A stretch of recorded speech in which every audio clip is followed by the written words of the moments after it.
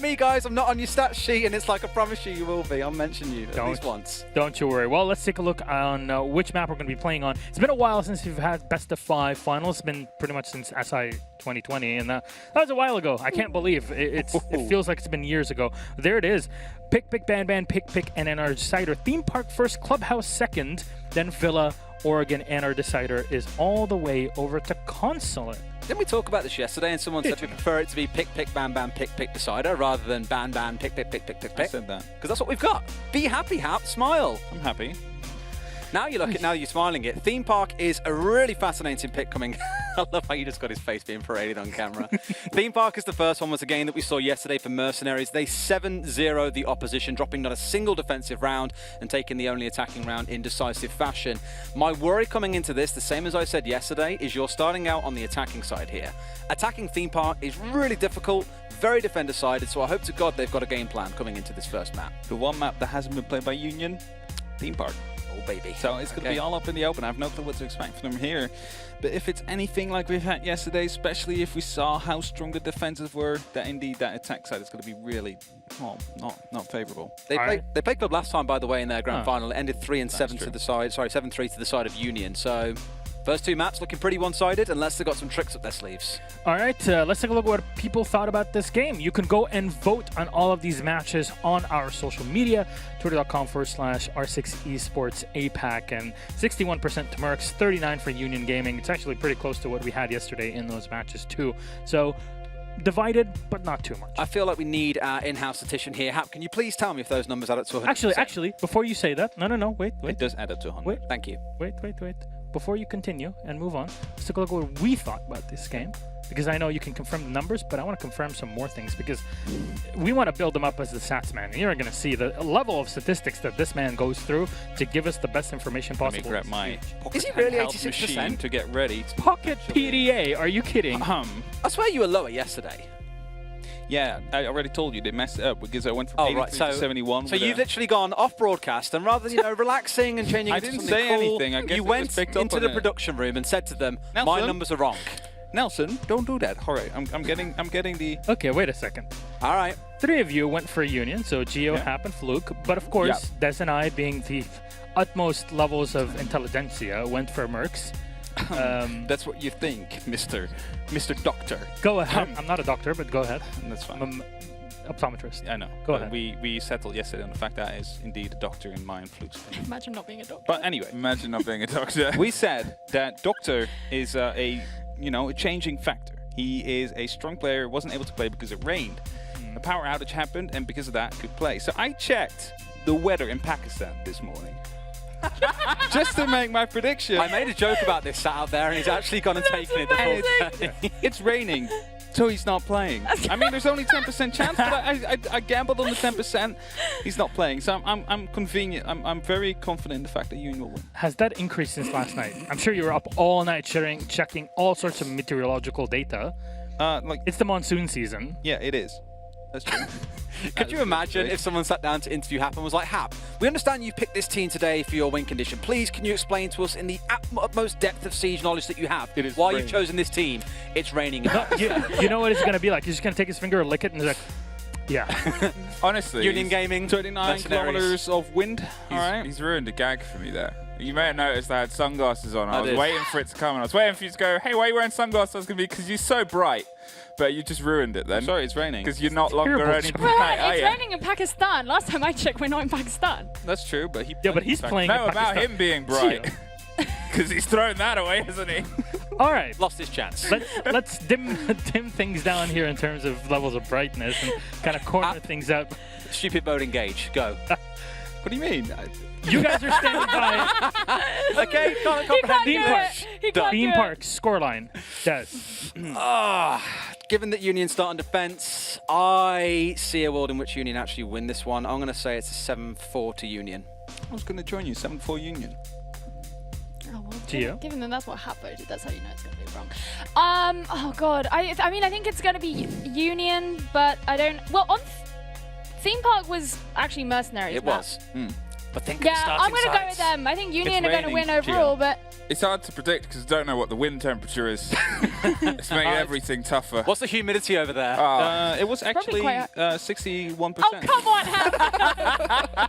I checked it as well. Then that settles everything. It's going to be a 7-3. Guys. Get a weather segment on the screen, please. You know, like, All right, fair enough. Actually, more about that later, as something else has been filmed and preparing for other stuff. So don't you worry, we'll be seeing that on socials.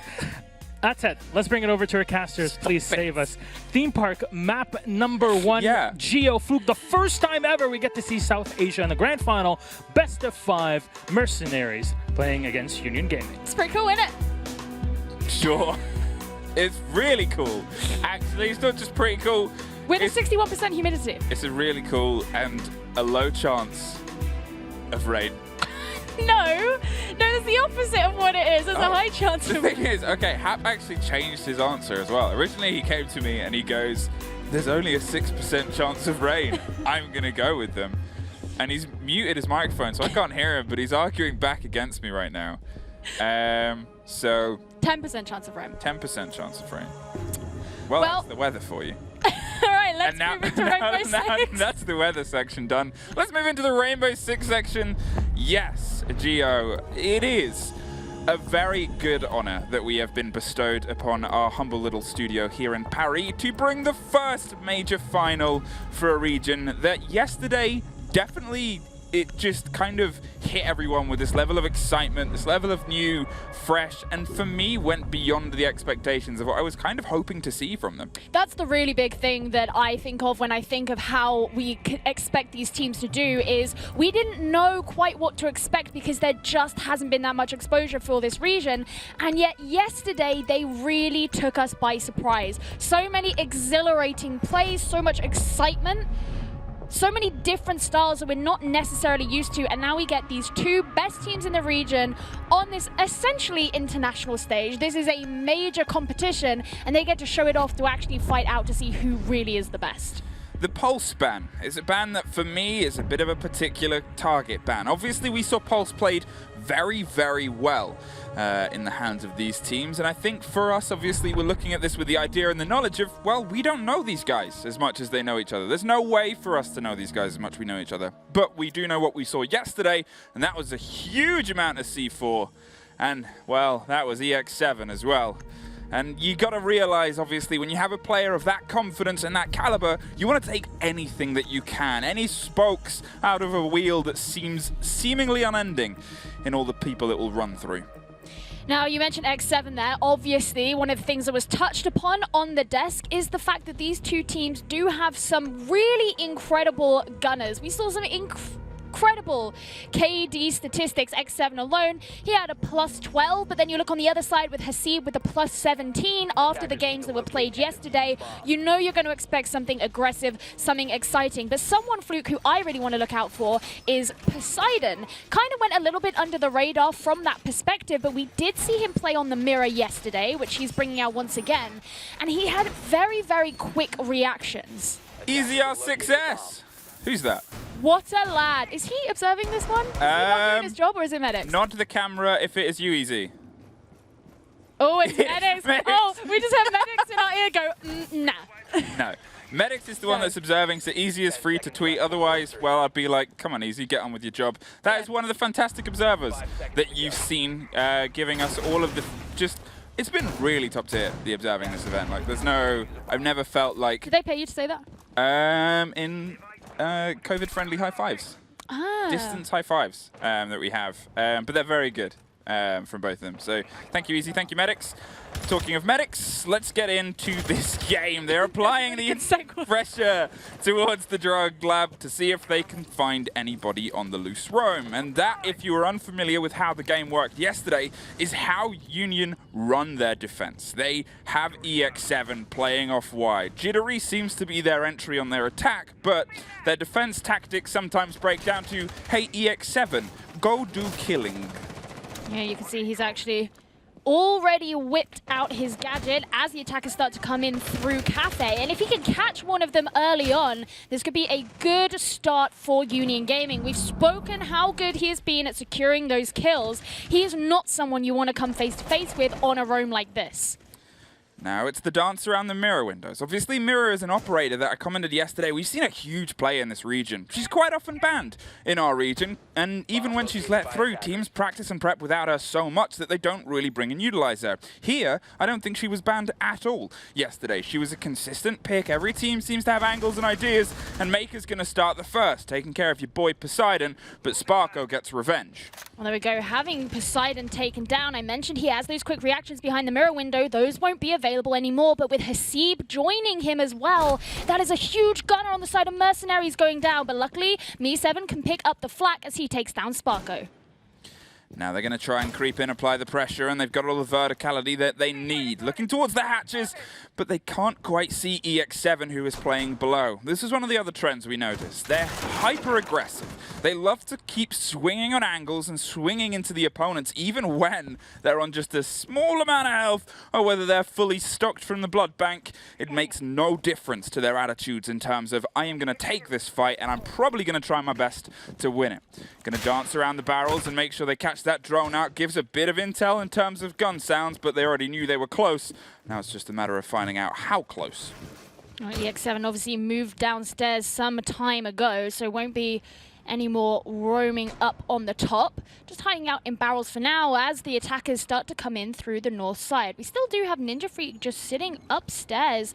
He's going to start making his rotate down as the attackers do have to make their way towards the site with just over 20 seconds remaining. Me7 might not know how close he is to the man on the other side of this wall, but he definitely knows roughly the location, and he's just going to wait, bait, hold the angle, and win the firefight. Hopes the audio from the Hibana and the pressure's going to force him round, and it does. Me7 gets a very important kill, but with only 10 seconds, Jittery and Beat are the two that lead everything back together, and the opening round does not fall to the Withstand. It falls to the hands of Jittery. Mercenaries, who managed to take this map 7-0 yesterday, no longer will. Union Gaming, who haven't even come here before, at least not when we look at the South Asian Nationals, and that is how you know, Fluke, that it is going to be a game. The quick reactions from the players on the side, even after losing EX7 there, weakening them significantly, not fully being able to take advantage of those mirror windows either after their player was taken down, who would be situated behind. It's all about quick reactions in this region from what we saw yesterday, and it looks like that's going to be how things continue. From the guys at Union, what I found out was this was the game that they were desperate for.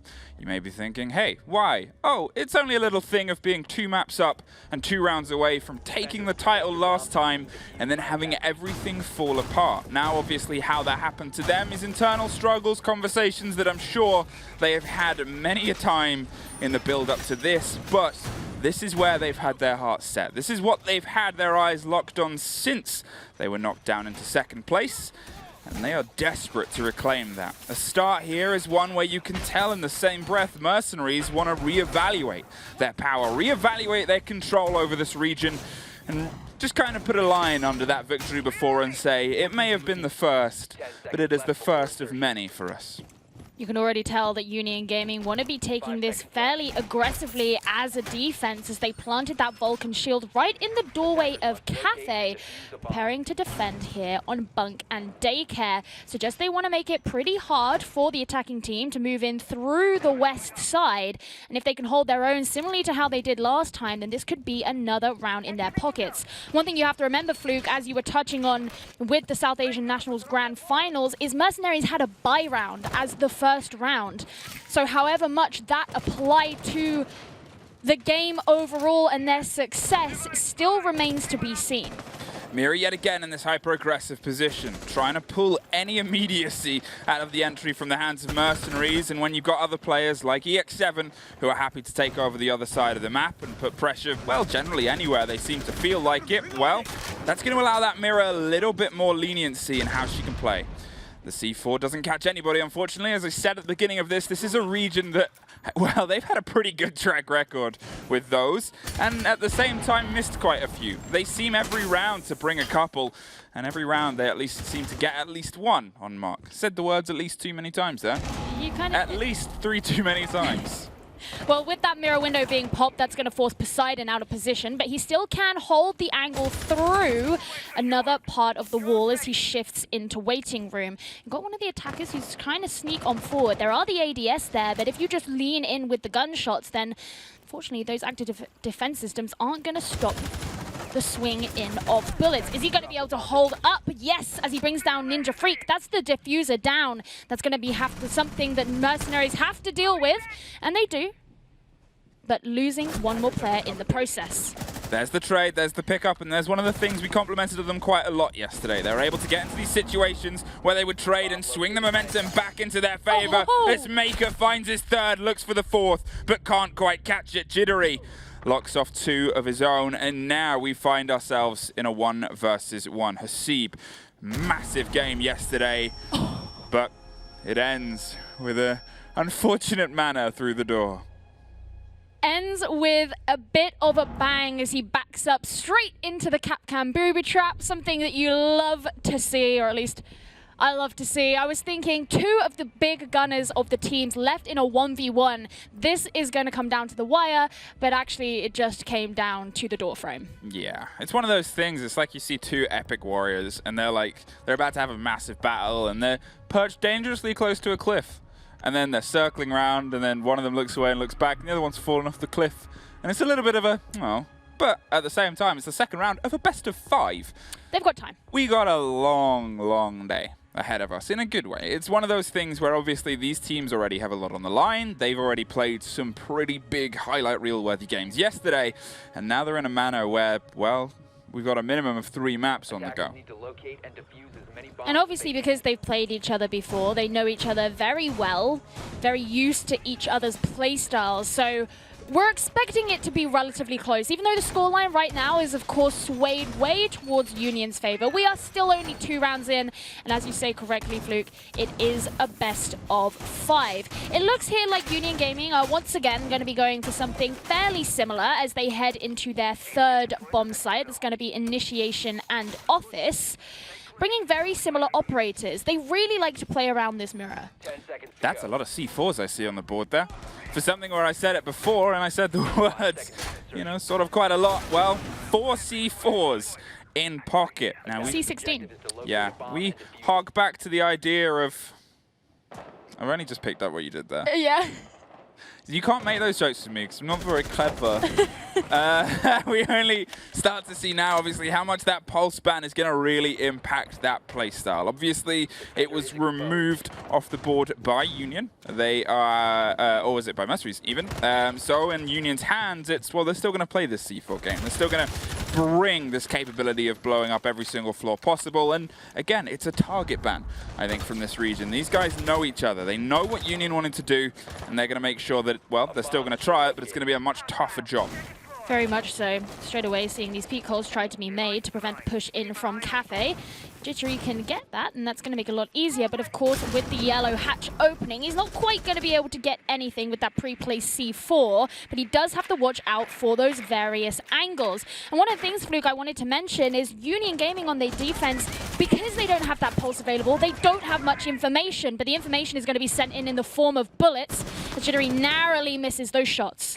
Taha's going for the pinch around the back. They know where Jittery is, but they might not know about all the cover just to the right side and the opposite, deep on the corridor, top of the stairs. So they're actually going to pull back behind the arcade cabinet. There's a man on the long, and they get him, Sparko. The IGL goes down to Taha. Another player who had a very big showing yesterday and is going to find his first in the 3rd round. There's a bit of revenge from Hasib and Poseidon as they get 1 apiece as well. EX7 off the board, unfortunately, not quite here just yet. Continuing to move on, and there's still not a particularly extended hold. You have beat over in waiting room, which Mercenaries will have to deal with, but it's mostly those defenders present on the site that are going to prove to be the issue. If Jittery can get this shot, which he's going to try and do, but he misses it, Hasib securing it for himself. And that means control of Arcade will be taken, but not for long, as Poseidon guns him down. Quick double and a pop through the wall means they don't actually lock it off. They see the edge of another, but are caught. just by the swing of Maker there, locking them inside. Poseidon so low on health as the diffuser for the first time starts to go down towards the site. They need to try and regain some control. You can see Poseidon is looping around the backside, and now that's all that they've got, is this hope of blowing their way through. Pull some attention opposite. You can see Maverick is well aware of the game and refuses to play it. Maker shuts down Poseidon and gives themselves the first on the board.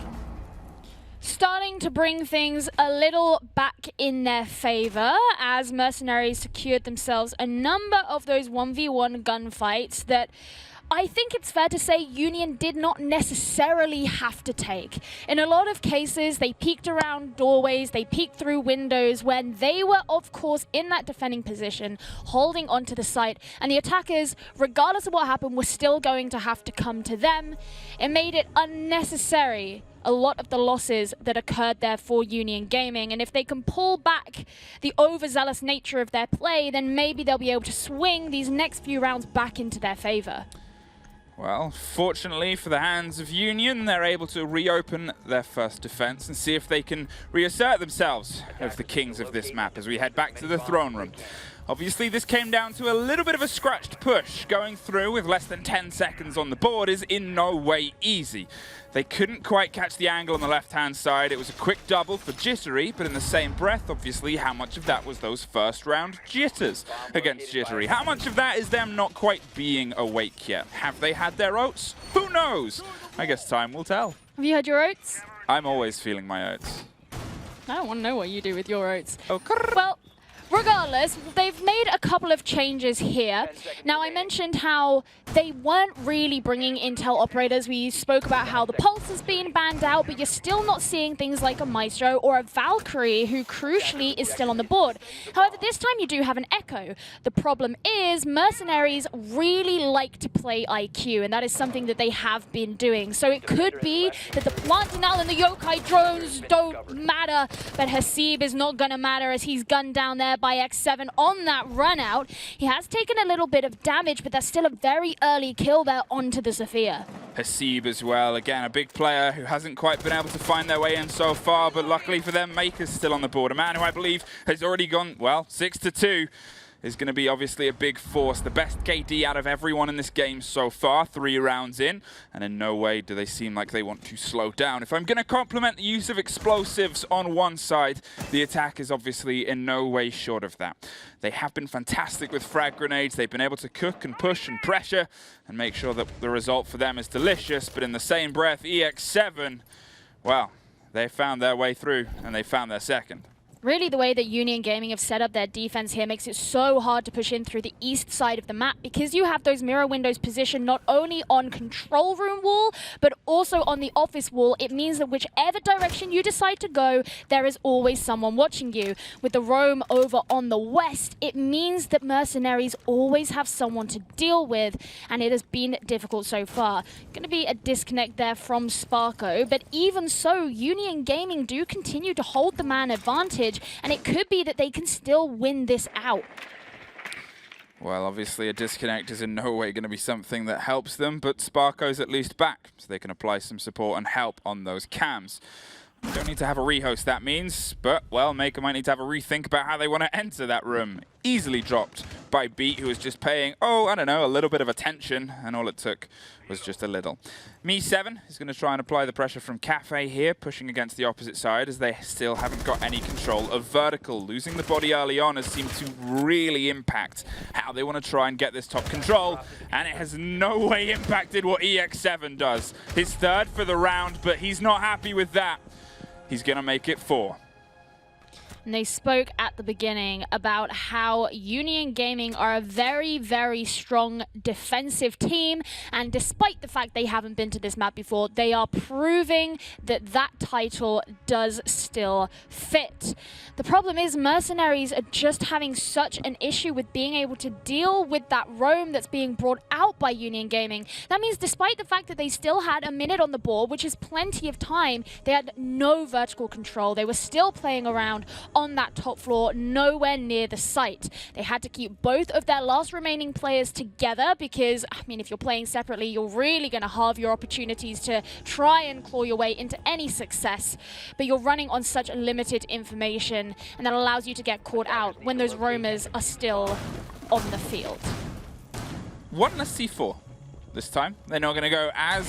No, only 3 this time. Only 3. 3 will do. The thing is that I commented on it yesterday, is we actually saw them play Valkyrie Shield quite a lot. They would opt for that in the strategy, and then kind of have other operators bring barbs, or a few proximity alarms did show face yesterday too. And I think it's one of the things where if we're talking about, obviously, how much these teams have developed and how much these teams have learned from other regions and the other more kind of famed and broadcast regions, these are teams that have learned heavily. They bring a lot of those standard loadouts. They'll bring the Valkyrie C4. They'll bring the old traditional of how they want to try and blow each other up. Just the traditional way of how to blow one another up. Exactly. It does mean that this time they do have those black eyes available to them, which they didn't previously. And that could facilitate them being able to make runouts, not something that they are too shy of in this region from what we have seen so far. And it does look like that's what X7's going to be going for. Can he secure the second? No, he can't. Hasib guns him down, but he was able to bring down Maker. That is that really key hard breach in the form of the Maverick. Yes, you still have the Hibana. Jittery, he's going to be giving up before getting anything, but still a very aggressive start there from Union Gaming. Now then, they're going to see if they can build themselves back. Obviously, I talked about how Hasib was the one that was spawn peaked last time, and this time it is a situation where they've lost Maker. The one guy who was bringing all the aggression to them has been taken off the board, but in the same breath, after they lost the opener last time from a spawn peak, everything slowed down. Hasib almost slowed down there too. Dropped before they can really find the firefight, is going to pull back round and get onto the balcony. This was a balcony of tragedy yesterday. A jump out secured a double as they were both locked on drones, and you would hope Mercenaries wouldn't fall for the same tricks. Well, knowing that that mirror window was such an issue for them last time, they did go in for that aggressive attempt to get rid of it and pop the canister. That should give Mercenaries an opportunity to be able to move forward and not meet their demise on the balcony, like you mentioned happened yesterday. Seeps just looking out for these angles, and down goes that Capcan booby trap, something which did cause them so many problems previously, but it's actually going to be Jittery who is next taken down by Me7. Just finishing off the cameras and ensuring that they have their route in through. Mercenaries are actually on the upper hand with the man advantage. Concern is the name of the game as they swing wildly and try and get every single door. Again, something I pointed out and something I very much enjoy from these guys is they can be so hyper-aggressive. And I think it's one of the comments that all of them made about their teams is we're aggressive teams. And I think it's more fair to say they're aggressive players. They seem fearless in these occasions and in some ways occasionally lucky, as we saw the man duck behind the box. The pings are coming and the man goes down through the wall, but is saved by fantastic cover over the shoulder. The diffuser is still in no man's land, but it's just going to turn down to bloodshed. Hops through the hole to lock off Me7 and keep it in an isolated situation, leaving everything left to Hasib. The man who almost suffered at the very beginning is the only hope at the very end. He knows where one of them is roughly, but he's concerned the rotation came to his shoulder. Instead, he seems to have some solidity, but he gives away his close positioning. They know where he is. The default is still up 2. They just have to keep their crossfire, but 1 will do. Sparko finds Hasib. Looking the wrong way in as soon as he walks in through the doorway, and it's really heartbreaking there, the fact that he got caught out when Mercenaries looked to be on the upper hand for quite a while in that round. And this is their map fluke, and suddenly we are 5 rounds in and 4 of them have gone the way to their opponent. They can't claw this round back in their favor. There is so much pressure and responsibility on them to pull it back in their defensive side. And for what we saw yesterday, Mercenaries really excelled on the attack.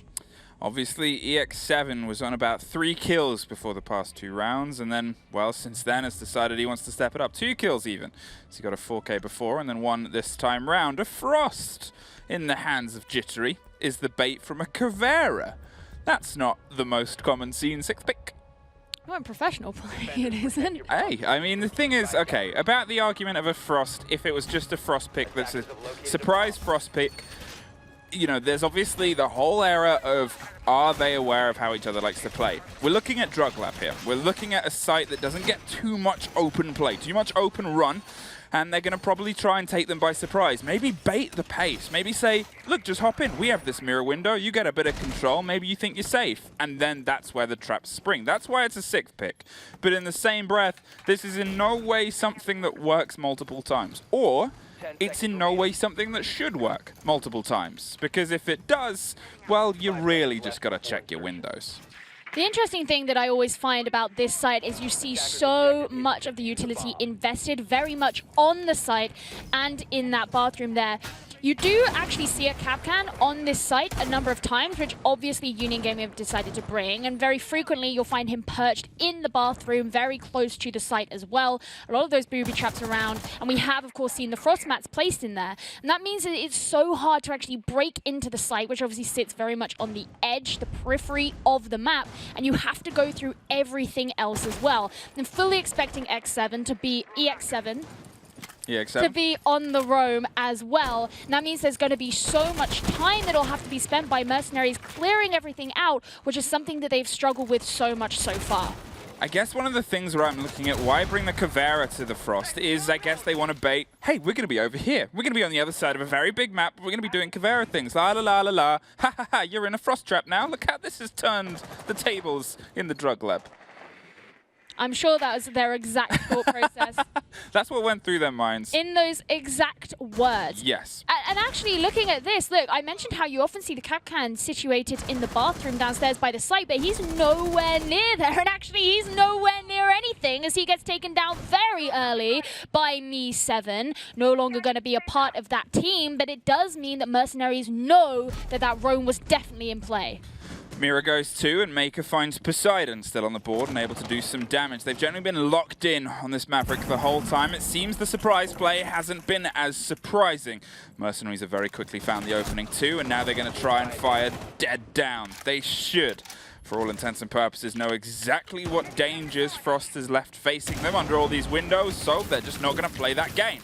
They're going to go fishing through the ice holes of the floor and see if they can find a big one.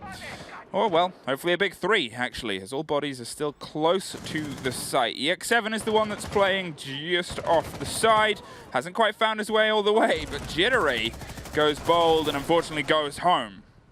You can see Beat there attempting to get the refrag, but it's going to be X7 who actually manages to get a kill there for himself. Even so, just 2 members remaining there of Union Gaming, and they could be in trouble. Maker does get traded out there by EX7, but that does mean he's on his own moving in. Frost trap, it catches one, and EX7 is there to lock off, but no, Hasib, the man Spawn Pete before, does a dance of, hey, I got you this time.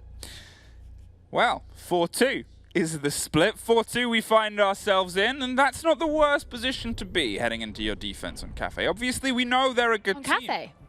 Oh, not Cafe. It's not a bad position to be. I mean, there is a Cafe in this There map. is a Cafe in this, and maybe they'll go close to the Cafe site. Well, But it's not a bad thing, technically correct. It's not a bad position to be in on Cafe. It's also not a bad position to Just be for in your information. on Theme Park. I just thought I would throw some information about other maps down. It's not a bad place to be in on Theme Park either. Do you know what else is a really good place to be in? On the split, a 2.0 KD in the hands of EX7. However, when he got to his attacks, he didn't quite have the same effect. No, when they played on Clubhouse yesterday, they really struggled, actually, and that's one of Union Gaming's maps, if not their map with a capital MTM, and he really struggled to get any kind of kill. I don't need your... MTM? Yeah, map with a capital M. Okay. TM, trademark. Okay. I thought you were doing like Map Crush Monday. Like MCM, but like for maps. I don't know what. But I guess it would still be an MCM anyway. You wouldn't have to change the T. What about Man Crush Monday? Milosh is my man crush every day. Milosh Crush Monday. Milosh Crush Monday. It's really hard Milosh to Crush say. Milosh. 4-2 is the split.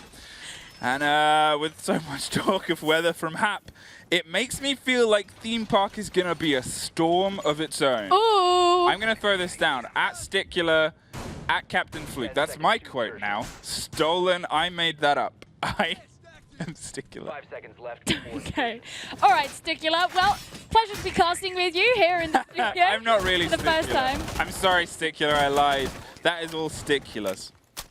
Anyway, The point being is Union Gaming, or rather EX7 on Union Gaming, really struggled to get any kills when they're on the attack on Clubhouse, and now they're on the attack here on Theme Park. They've had a really successful first half, but MercenarieZ could shut them down if they run into the same kind of problems. Now, straight away, you can see that MercenarieZ are running a very different kind of defense, starting off on the downstairs site in Throne Room and Armory, and it looks like they're going to be going for a little bit more of that information gathering. Yeah, and obviously this was a balcony of death, and I think it's always fair to say, if we're going to talk about what EX7... What a pest. We can talk about the problems EX7 faced in the same way when he was kind of switching over to his attack. MercenarieZ had fantastic roamers too. Obviously, Maker, Hasib were able to be consistent problems for any of the opponents that they went up against. The defense for them was consistent, was aggressive, was in the same ways, just completely fluid across any factors and nooks and crannies of the map they decided to try and kill people in, and well, it doesn't seem to be slowing. The C4 goes out, goes big, and there goes a man on the side of the building, but they at least get the trade. EX7 is there, able to find Maker and shut them down. What I find really interesting here is that Union Gaming have opted to bring both the Jackal and the Dokkaebi. That's going to provide them a lot of information as to where the defenders are. But Jackal is an operator that Union Gaming have banned against MercenarieZ in the past. And yesterday we did see them use him pretty effectively. They obviously opted not to bring him out on this map so far. And so if Union Gaming can get a lot of value out of him against MercenarieZ, that could feel like almost a slap to the face. But we're yet to see if that is the case as they start to place the exothermic charge. But there is the mute jammer below they've got to get rid of. That's what they have done. And Ninja Freak won't be catching anyone as they all move out the way. Wall opened and ready to go. I was thinking maybe he was doing that to get rid of the charge. It was a very expensive bit of utility trade, sure, but the frag grenade stopped him being able to get in and make sure the mute jammer could go down, or a second could be placed and he could try and stop the thermite charge, so he went guns blazing and then decides to go it literally. Takes one and Sparko gets another as Hasib unfortunately disconnects. Sparko's going to push onto that, find a second and put themselves in a 1 versus 2 with Ninja finally ending the downed man. You're up against the Maverick and you're up against the Jackal. Well, the Jackal is the terrifying one, as we see in the bottom left. They know where you are, Ninja Freak, and they're coming. Oh, Lord, they coming, and they are going to be able to take the round as well for themselves. And we said that MercenarieZ really were going to have to deal with this half very, very strongly if they are hoping to take this map, as they're so far behind. And so far, it doesn't look like it's going in their favor. 5 rounds so far to Union Gaming. That leaves just a couple rounds what would you say? A couple of rounds space for them to actually play with before they take this map. I mean, yes and no. I think one of the things that we keep seeing consistently... Well, I mean, yes, because 5 plus 2 is 7, and they need 7 rounds. Okay. Hey, one of the things we keep seeing happening is those big players that Big Man Des talked about from the hands of MercenarieZ keep getting shut down. They're not having any impact or any effect that they're able to have so frequently and fervently yesterday. You look at players like Hasib, you look at players like Maker, they'll have these rounds that are synonymous with what we expect from them. They're able to get 2Ks, 3Ks, and then the entry death so many times. Okay, yeah, we're seeing them on their attacks first. We know EX7 is a beast of a defender, and he's a defender as well, as we see that as the game warms up, he finds more feeding. He finds more kind of places he can dig in and say, this is mine, and I'm going to kill from it. And then he just starts running out the building, because he doesn't just want the building, he wants everything. He wants to go to the carousel. He wants to see the other bits of Theme Park. What other things are out there in Theme Park? Probably some roller coasters. There's the bumper cars. Bumper cars. Love bumper cars. I don't. The queues are always too long. But you make a really good point about the fact that they are being taken down very, very easily. I mean, Hasib yesterday, he ended the day with a 76% survival rating, which is almost unheard of. And straight away, it looks like that is not how things are going this way. No. It's one of those things where obviously you've got to look at this as a best of 5. We're not just in... It's almost as if it's a best of 5. Yeah. We're not just in a long day, we're in a very long day. For us, for them, and last time they were here, it went all the way. It played every single map possible. There was an 8-6 at the turn of the kind of sweep as well, so it wasn't like it was close smash maps. It was intensity from start to end. This is a slow start for MercenarieZ because of what we know they're capable of. But in the same breath, you're thinking, okay, well, we've still got a lot ahead of us. This was their map pick, Theme Park. They were very good on it yesterday. But at the same breath, you've obviously got Clubhouse. You've got a big, heavy tactical map, and they are a heavy tactical team by their own definition. Yeah, but like this was the thing that I was thinking is this was MercenarieZ map, and Clubhouse is not just Union's map, but it's really Union's map. They've had such a good history on this map in the past. And so the fact that that's what they're going to be going into straight afterwards does not fill me with hope for MercenarieZ. Yeah. Production asked me if I can go lower in my seat, and I don't know if they meant higher, because I've noticed they've made you look quite tall. Just go all the way down. I can't go all the way down. I'm at the lowest. Did you want me to go higher? Production. Lower? Well, I can just go down. Oh, that's You want me to? Gio is actually 7 foot tall. Oh, come on, I'm not. No. Yeah, well, okay. Talking of, I can't go lower. I'm sorry. I'm not supposed to say this stuff on the broadcast, am I? It's supposed to just Breaking the fourth wall. Breaking the fourth wall. This is what production is like. Hap. Now, 5-2 is where we're sitting at right now. It's very close to going all the way. And taking your first round on an attack on a map like Theme Park, it kind of dictates a bit of a tempo. Now, for me, Throne Room with a Thatcher off the board is one of the, if not the most solid site on the map in terms of defenders. Yeah, it's very difficult because it relies so much on being able to get those walls open, particularly that control room wall. And you're obviously really likely to have a relatively strong anchor game present there. Even if you're playing some kind of roam, there's always going to be 1 or 2 players there who are going to be holding onto those angles that are really required. Because it's so hard to break into the site, usually you're only actually going to be able to get one of those walls open, and the player on the site is going to know exactly where you're coming in from. It makes it so difficult, and so much denial can be, you know, spent into those walls, making it so hard. And if you do have the roam game as well, good luck in even getting to that wall in the first place. Yeah, it's one of those things where obviously we saw them get aggro in response, and I still believe that C4 was an attempt to get rid of the charge. And as we pop back into the game in just a second, literally just a second that time, probably less than a second actually, they were very fast. Well, you know, it shows a little bit of desperation of like, maybe we should have a plan B. Maybe we should have, oh, I don't know, a Kaid, which can have a bit more of a control of that wall if played. Obviously, you've still got to be very, very razor sharp with throwing those claws, with the way that they can be hidden in the location that we left Easy trying and struggling to find yesterday. Or was it Medics that couldn't find them? Attackers need to out locate them. and defuse as many bombs as they can. They're doing their best. Medics is always trying his best. But Easy's not. Easy's too cool. He's like the coolest guy. He has really soft leg hair. It's like Okay, I don't know that about his leg. What? I don't know. Everyone's wearing shorts and stuff today, and Yeah. it just looks like really baby hair. Milos looks really jealous that I said that Easy's leg hair was soft and his isn't. Well, he's the bear of the studio. Or are you the white wolf? I was the white wolf. Derry was the brown possum. Brown possum. What are you? Oh, you're the horse. You said you look. No, like I look like a horse. I would prefer a cat, but if you want to go with horse, I can't stop a you. black cat. Kind of has to be this one, doesn't it? It I'm really does. unlucky.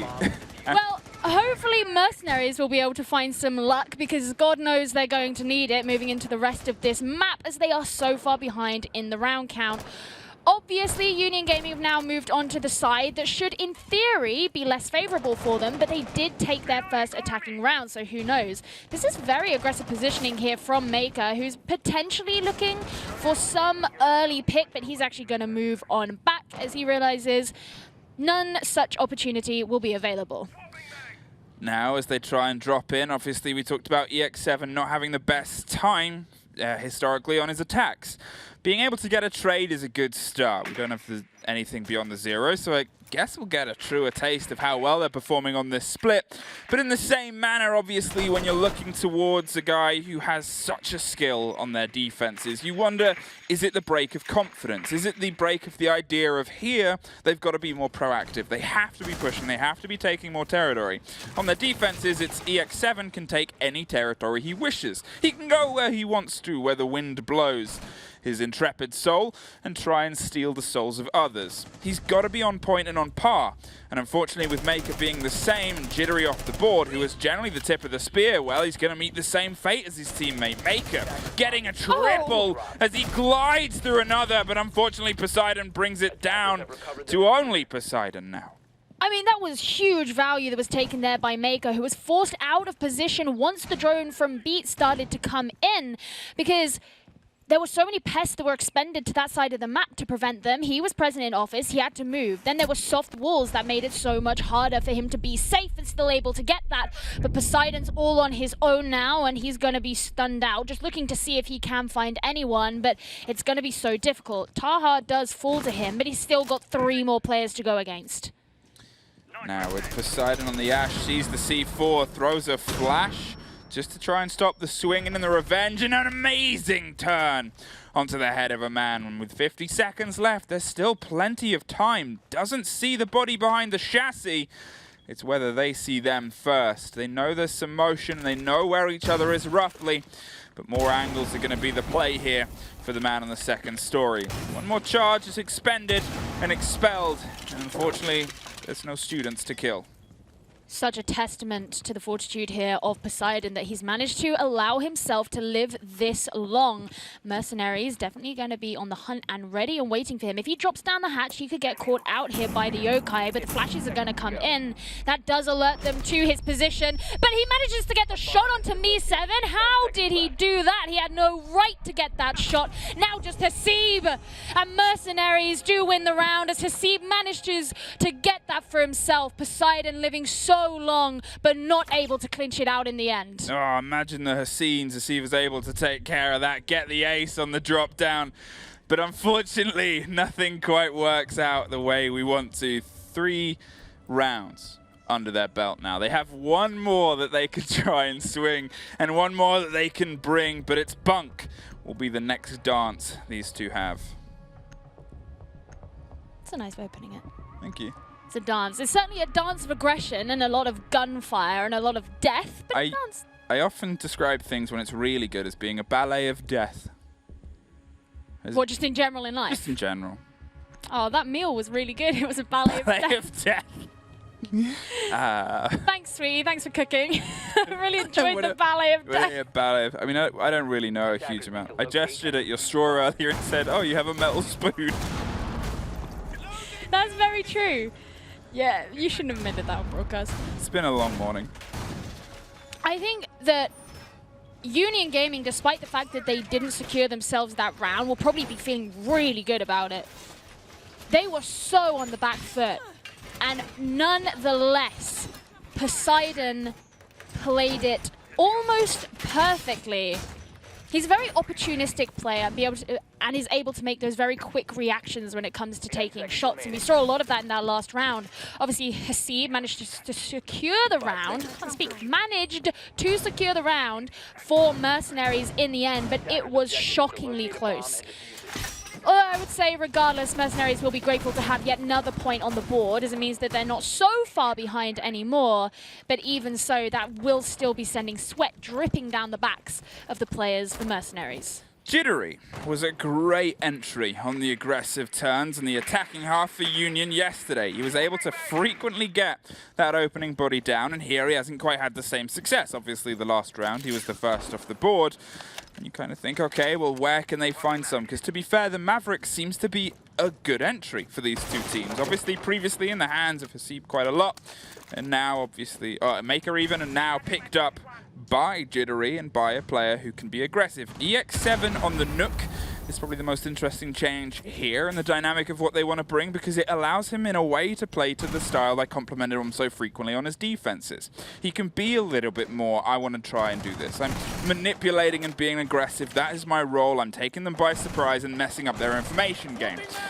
I guess it's down to how tight MercenarieZ comms are to respond to the invisible woman.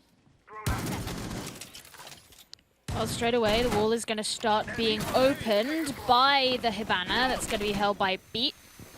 Nothing to prevent that from happening, and MercenarieZ's going to be feeling the pressure as he starts to get stunned out and also get shot there. And that means the Union Gaming can begin to move on forward fairly unimpeded. It's going to be these anchors that they have to deal with later in the form of the smoke and potentially the lesion that's going to make it so much harder for them. Now it's a long-range firefight on one side and a tight one on the other. Maker's trying to hold on to a big open breach as best as he can, but with the core and the corridor becoming its own, well, it's turning into a massive brawl along the entire lengths and widths that Theme Park offers on this second story. Beat has crept close, has the ability to try and apply some pressure, and EX7's doing the same thing. Maker dropped and removed. The Jaeger's off the board, but so is Maker himself. Taha finds Jittery and Hasib finds one of his own. That's 2 more bodies off the board and a 3 versus 3 yet again as another smoke canister pops off just to buy some time. As I said, the pressure seemingly is coming from every single angle and every single side, and everybody is suffering the weight of it. Disco dancing to safety doesn't quite land it this time as he rolls, twirls and dances, and now is just going to have to lie down, take a break, and wait to see if they can use his body as bait for the 2 remaining standing. X7 can begin to move forward using the information that will have been provided there by Sparko as he finishes off Taha. He was unable to previously get the kill through the office vault, but working together means that they can secure that for themselves. Time is running out though, and they're going to have to secure these last few kills, but it is Hasib who's going to be getting them. EX7 does get one onto Ninja Freak, but is it going to be enough? You still have them standing, but not anymore! EX7 getting Hasib in the last millisecond of the round and securing that there for Union Gaming. The shots missed heard around the world that echoed from the cores of Arcade. That is going to haunt that Legion for a long while. Yes, all they had to do was try and find some safety. All they had to do was press E and lean to the right behind the arcade cabinet. But instead they opted to hold angle, hold aggression, and against a man like EX7, that does not play because he don't miss. Evidently not. And if they go into another round where he don't miss, that is going to be the first map going over to Union Gaming as they find themselves on match point. And notice here how MercenarieZ have straight away switched on over to that Valkyrie in the 6th pick so that they can have all that extra information on the positioning of the attackers who are providing such a threat, such a daunting, looming shadow over them as they move into this map. Don't forget, Fluke, that when they played in the grand finals of the South Asia Nationals, it was MercenarieZ who took that series, and right now Union Gaming are looking to make mincemeat of them in return. Well, they're returning to the idea of Nook. EX7 obviously has a huge round, and they want to obviously see if they can build upon this, see where else they can take it as they go back to Bunk. Last time they doubled down on a site, first time it went to Union, second it went to MercenarieZ. They're trying to hope the same thing happens here on Bunk again. Obviously, they don't really have a choice now. It's match point.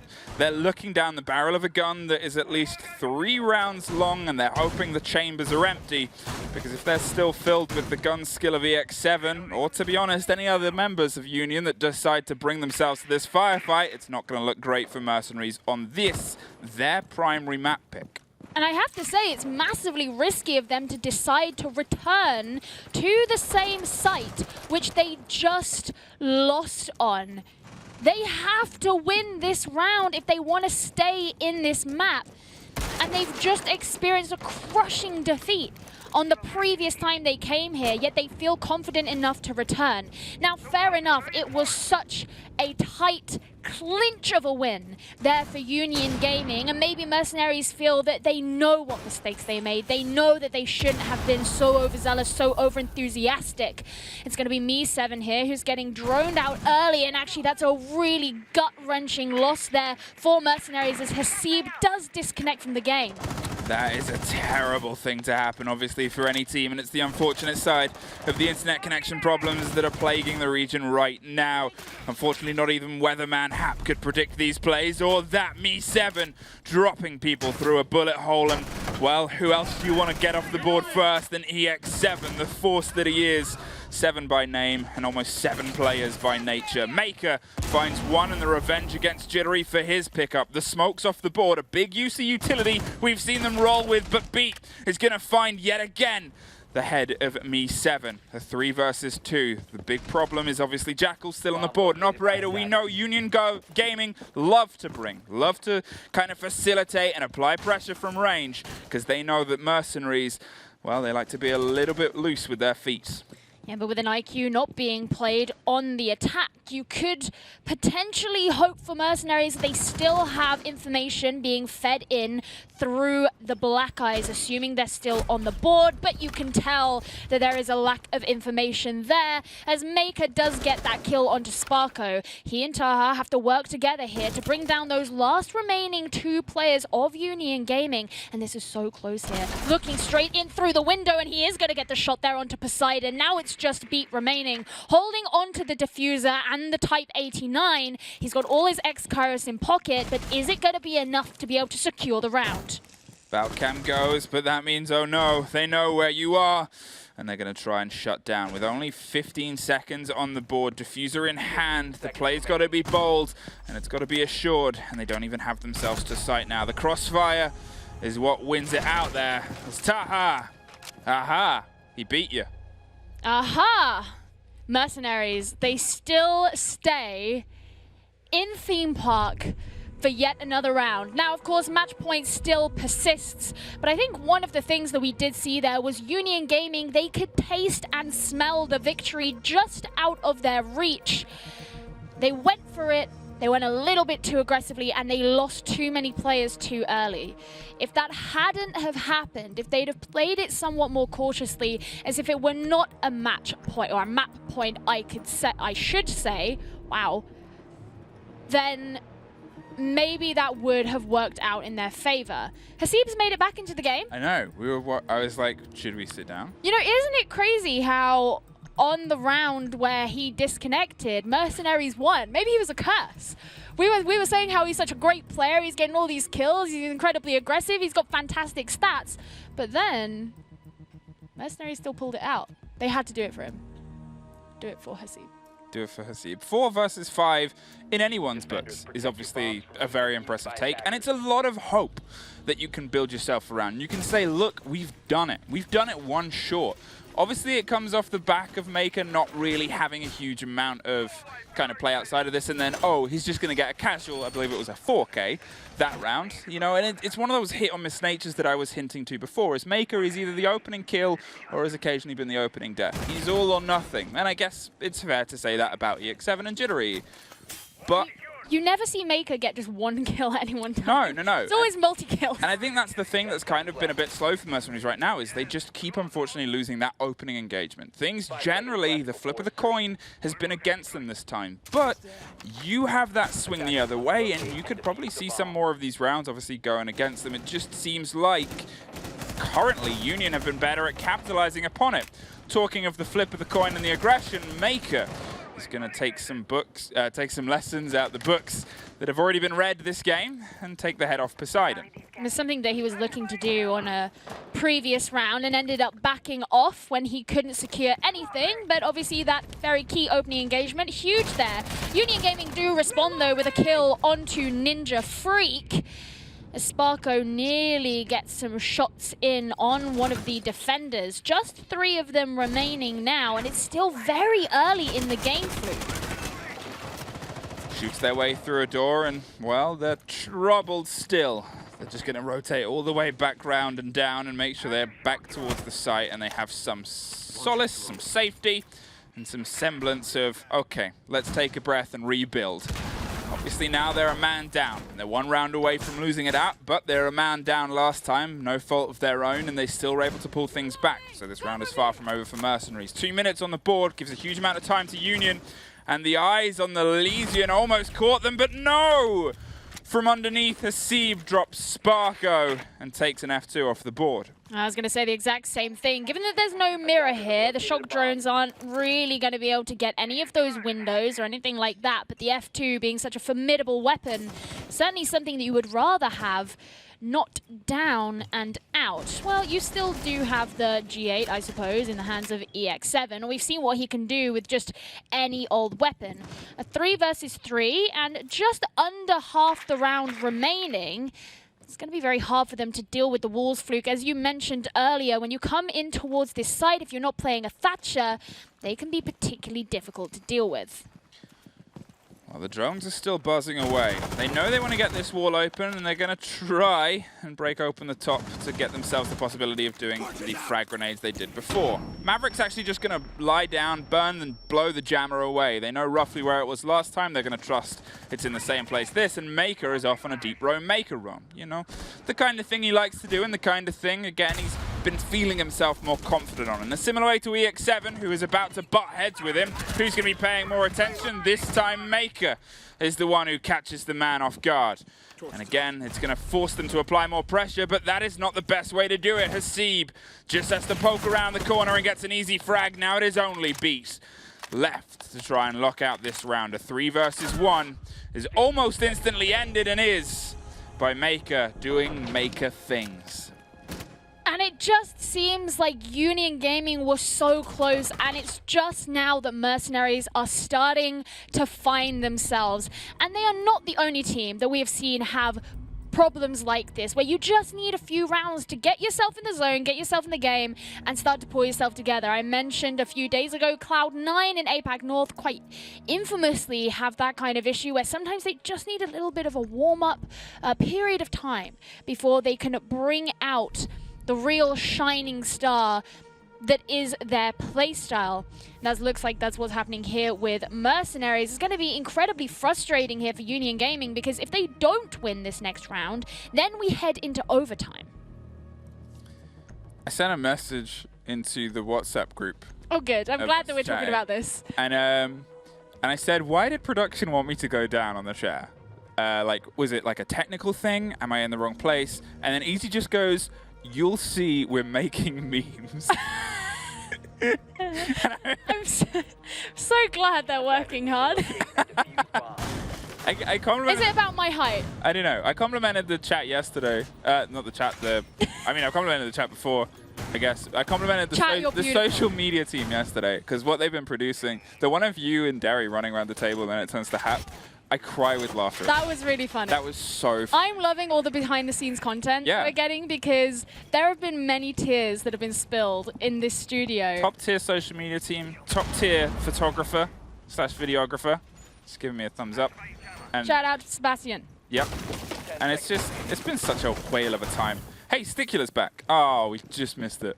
I thought you were Stickula now. that's me tweeting. No. Oh, there you go. No, he's back. He's back. Let's see. Head up, big dog. Time to run it back and win Theme Park. Maybe he can. Oh, not like that, though. What rotten timing that was. Sticula, what did you do? Sticula, what have you done? Oh, no. But we did see Mercenaries win the round last time that Hasib did disconnect. So you never know. This could be their power-up moment. They need it if they want to send themselves into overtime. They're calling for a rehost here. I think they might have missed it by just a second. Yeah, I'm not quite sure what the full term. We'll just have to wait and see what's played out. It's obviously the admin's decision. For now, we will just treat it as a live round. If only they had a weatherman, as we have Hap, to be able to get a read and a beat on how things are going to go. But unfortunately, weatherman Hap's skills, well, they're needed here in Paris.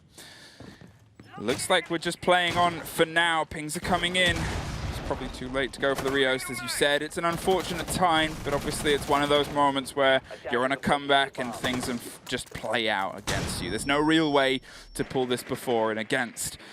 Now they're trying to apply the pressure, though. They know they have the man advantage, and if there's a round for them to take it, this has to be it, Union. You've dropped 2 in a row. One of them that was a 5-4 before anyway. If you lose this and it goes to overtime, the sheer momentum that Mercenaries would have built up from being able to take 2 4v5s on Death's Door, well, that's something that you can really shake off.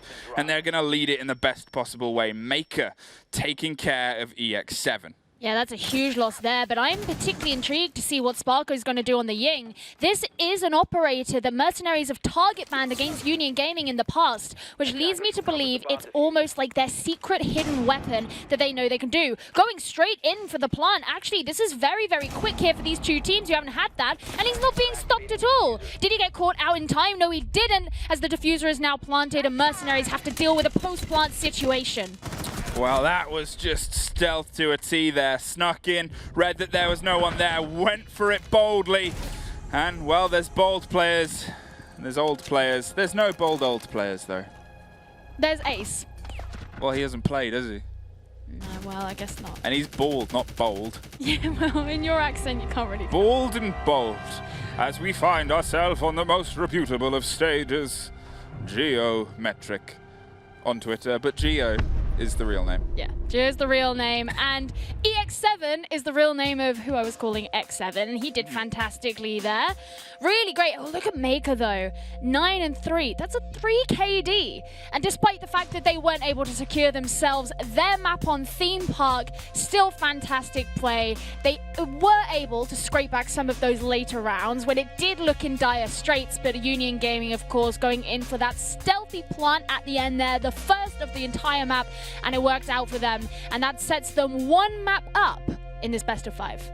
Yes, but obviously there is a huge amount still left to do, and this is a break for them, and hopefully a reset of the router for a star player. Unfortunately, kept on popping in and out on those last 2 rounds. You do wonder, obviously, how things would have changed, but unfortunately that is the nature of the beast.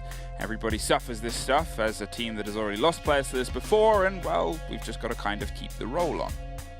Yeah, you know, it happens, but regardless, we saw a great game anyway, and there's still plenty more to see as we move on forward. It is going to be Union Gaming's map next. I had to think about that for a second then, as we go into Clubhouse. But I believe we're taking a quick replay break first. I think we are. We're having a quick replay break. We will be back after some commercials for the weatherman, the newsman. I need one more. Sports. And I was going to say the hairy man. The hairy man. That's not on the news. Sports with Milos next.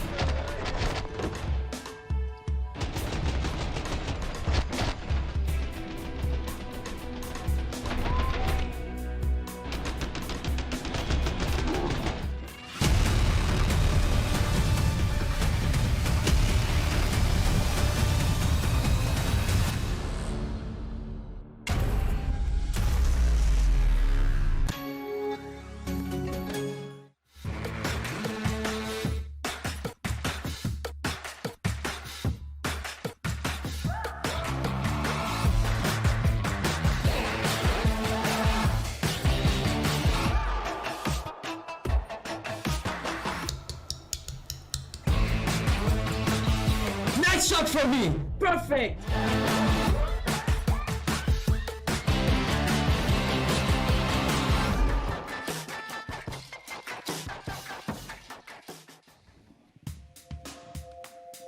There it is, the trophy that, you know, all 6 teams actually are going to be playing for. 3 grand finals going through this weekend, Friday, Saturday, Sunday, 3 best of 5s. And fortunately enough, the trophy splits into 3, top and bottom representing Asia, South Asia, that is, in Oceania, and the middle is APAC North. That is the ensemble. It's like a trophy Sure. megazord. It's like a cake. You can tell where our minds are going here, right? Everything is cake meme would have been. That's That was like, like 3 3 weeks weeks ago, I man. know, that's The internet moves quite quickly, Hap. I don't know if I you still knew. use Microsoft Edge Really? or Internet Explorer. I don't know. Jesus, okay. Everything comes You want to act yourself like that? I am not responsible. Fair enough. Okay, gentlemen, that first game, unfortunately for Mercenaries, both both teams really had rehosts aplenty. It happened, well, not real rehosts, but people dropping during the game. Just to put it out there, someone that also comes from a region that doesn't really have a great, power reliance or internet and such, it can be quite dicey. But in the end, we still got, as Gio was saying, a very close game between the two, as we were expecting, looking at their history, looking at their games yesterday. There's a few things to look at, and let's start off with that pulse ban from Mercs that actually both teams looked like they were trying to exploit. I understood the idea behind the pulse ban, given how well we saw EX7 play it yesterday, but the one ban that really stuck out to me, and I was like, I could not fathom why it was not banned away, was the mirror. Yep. In nearly every single game we've seen MercenarieZ play, not just on this map, but also on other maps, they tend to ban it away. I think the only time they haven't banned it away recently was, oddly enough, in the last best of 5 grand final against Union on Coastline. Otherwise, it has been removed, and they were constantly the victim of mirror in this game. The holds inside of Cash, the holds through control, the ones going in towards Bunk, they would just take 90 seconds sometimes to get rid of these mirrors, and the time being wasted, you saw how it impacted them so often, Hap. They just get picked off as they were trying to rush towards the site in the dying 30 seconds of the round. Especially given the nature of the round, because we've had a very frag-heavy game coming through, and if you're playing against the mirror, it's hard to get the upper hand in those gunfights. So you saw it going time and time again towards their opponents right there. And I mean, Twitch could have helped, but then again, we saw Twitch being brought later on and was instantly being taken out, so I'm not too sure. Yeah, you can bring the right utility, and it definitely seemed like it was the case. You bring a Jackal, you have your smokes, you can track players, all of these things come together, but there's no other way. The cojones were so massive in this game, and every single round there was a run out, a peek from a window at some point, and when you're getting a kill every single time and damaging another player by half HP or more, that's something that tends to seep into you so much that the minimum you're getting as the team on the defense is burning a lot of time and tunnel visioning your opponents. I'm wondering when the first round will be that we're not seeing anybody getting damaged from a spawn peak, because it happens every single round, and most of the time the attackers are losing a player, and it's something that really shouldn't be happening. If you know what happens, wait 30 seconds. Get a drone in Cash. Keep an eye on what's going on. I mean, on this map, Cash is the big point of contestation, right? It's where you're always going to see teams fighting for entry into the building. Why you haven't got 1 or 2 drones either sat inside of Cash or watching the hallway adjacent to it, I don't know, because that's where fights are going to take place. But time and time again, it was well, we know there's a mirror inside of office, let's get below, let's blow it up, let's not actually drone it because we know how this needs to happen. And then you get rounds where EX7 finds 3 kills in the opening, and suddenly the round is over before it's even began. Yeah, it's like playing with Demo. All he does is just peek spawn every spontaneous flame of Demo. I am more than down for that. Just randomly. We treat everybody equally here. We flame everyone, and we kind of deal with those who aren't here. Speaking of That's a little the best bit of thing flame, about it. Go ahead. I got to call out a seed. Not so much for the disconnect, but coming more down to why on earth in a 1 versus 1 you would peak on a Legion. The timer was at 1 second. We all sat here in the studio like, no! What has he done? That was the freest round you're ever going to have. But thinks, you know what? No, 1 more for the KD. Sadly not, friend. It's 1 for the death more than anything else. And that round, if they'd won that round, but if he didn't peak onto X7 on the Nook, that could have been the game changer. We could have been overtime right now rather than back on the desk. The other way around. It could have been MercenarieZ match because, in that case, it would have been around. But I've written it down. I've written down some feedback points in general from this match. Like, there's no play on refrag. Coach Hap's in. That's it. Coach Hap right now. So from Statsman are going to Coach. There's not being played on refrag enough. They're not falling back when they have a big advantage. Just try to go for the peaks every single time. No spawn peaks. Well, there are spawn peaks, but no one is paying attention to any of it. So they're not trying to avoid it. If Maverick isn't banned, then I don't know why you bring Kaid so often, because I mean, I get it if you do round 1, but not if you keep on doing it the entire time. It doesn't seem to work so well, and there's some more stuff, but Coach Hap will save that for the exhaustive feedback once the game is concluded. Yes. I'll expect that in my email inbox right after the show. Thank you very much, Hap. All right, let's take a look at our picks and bans overall and maps. Theme Park was map 1. Clubhouse was map number 2 prepared for us, and that was picked by Union Gaming. Again, Game 1 went the way of Union, 7-5. It could have gone either way at any point in time. A couple of rounds, it could have changed the whole outcome of it, but this is what we expected coming into this match because we looked at the history of these two teams. Now, Clubhouse, we're seeing how they play, their history together.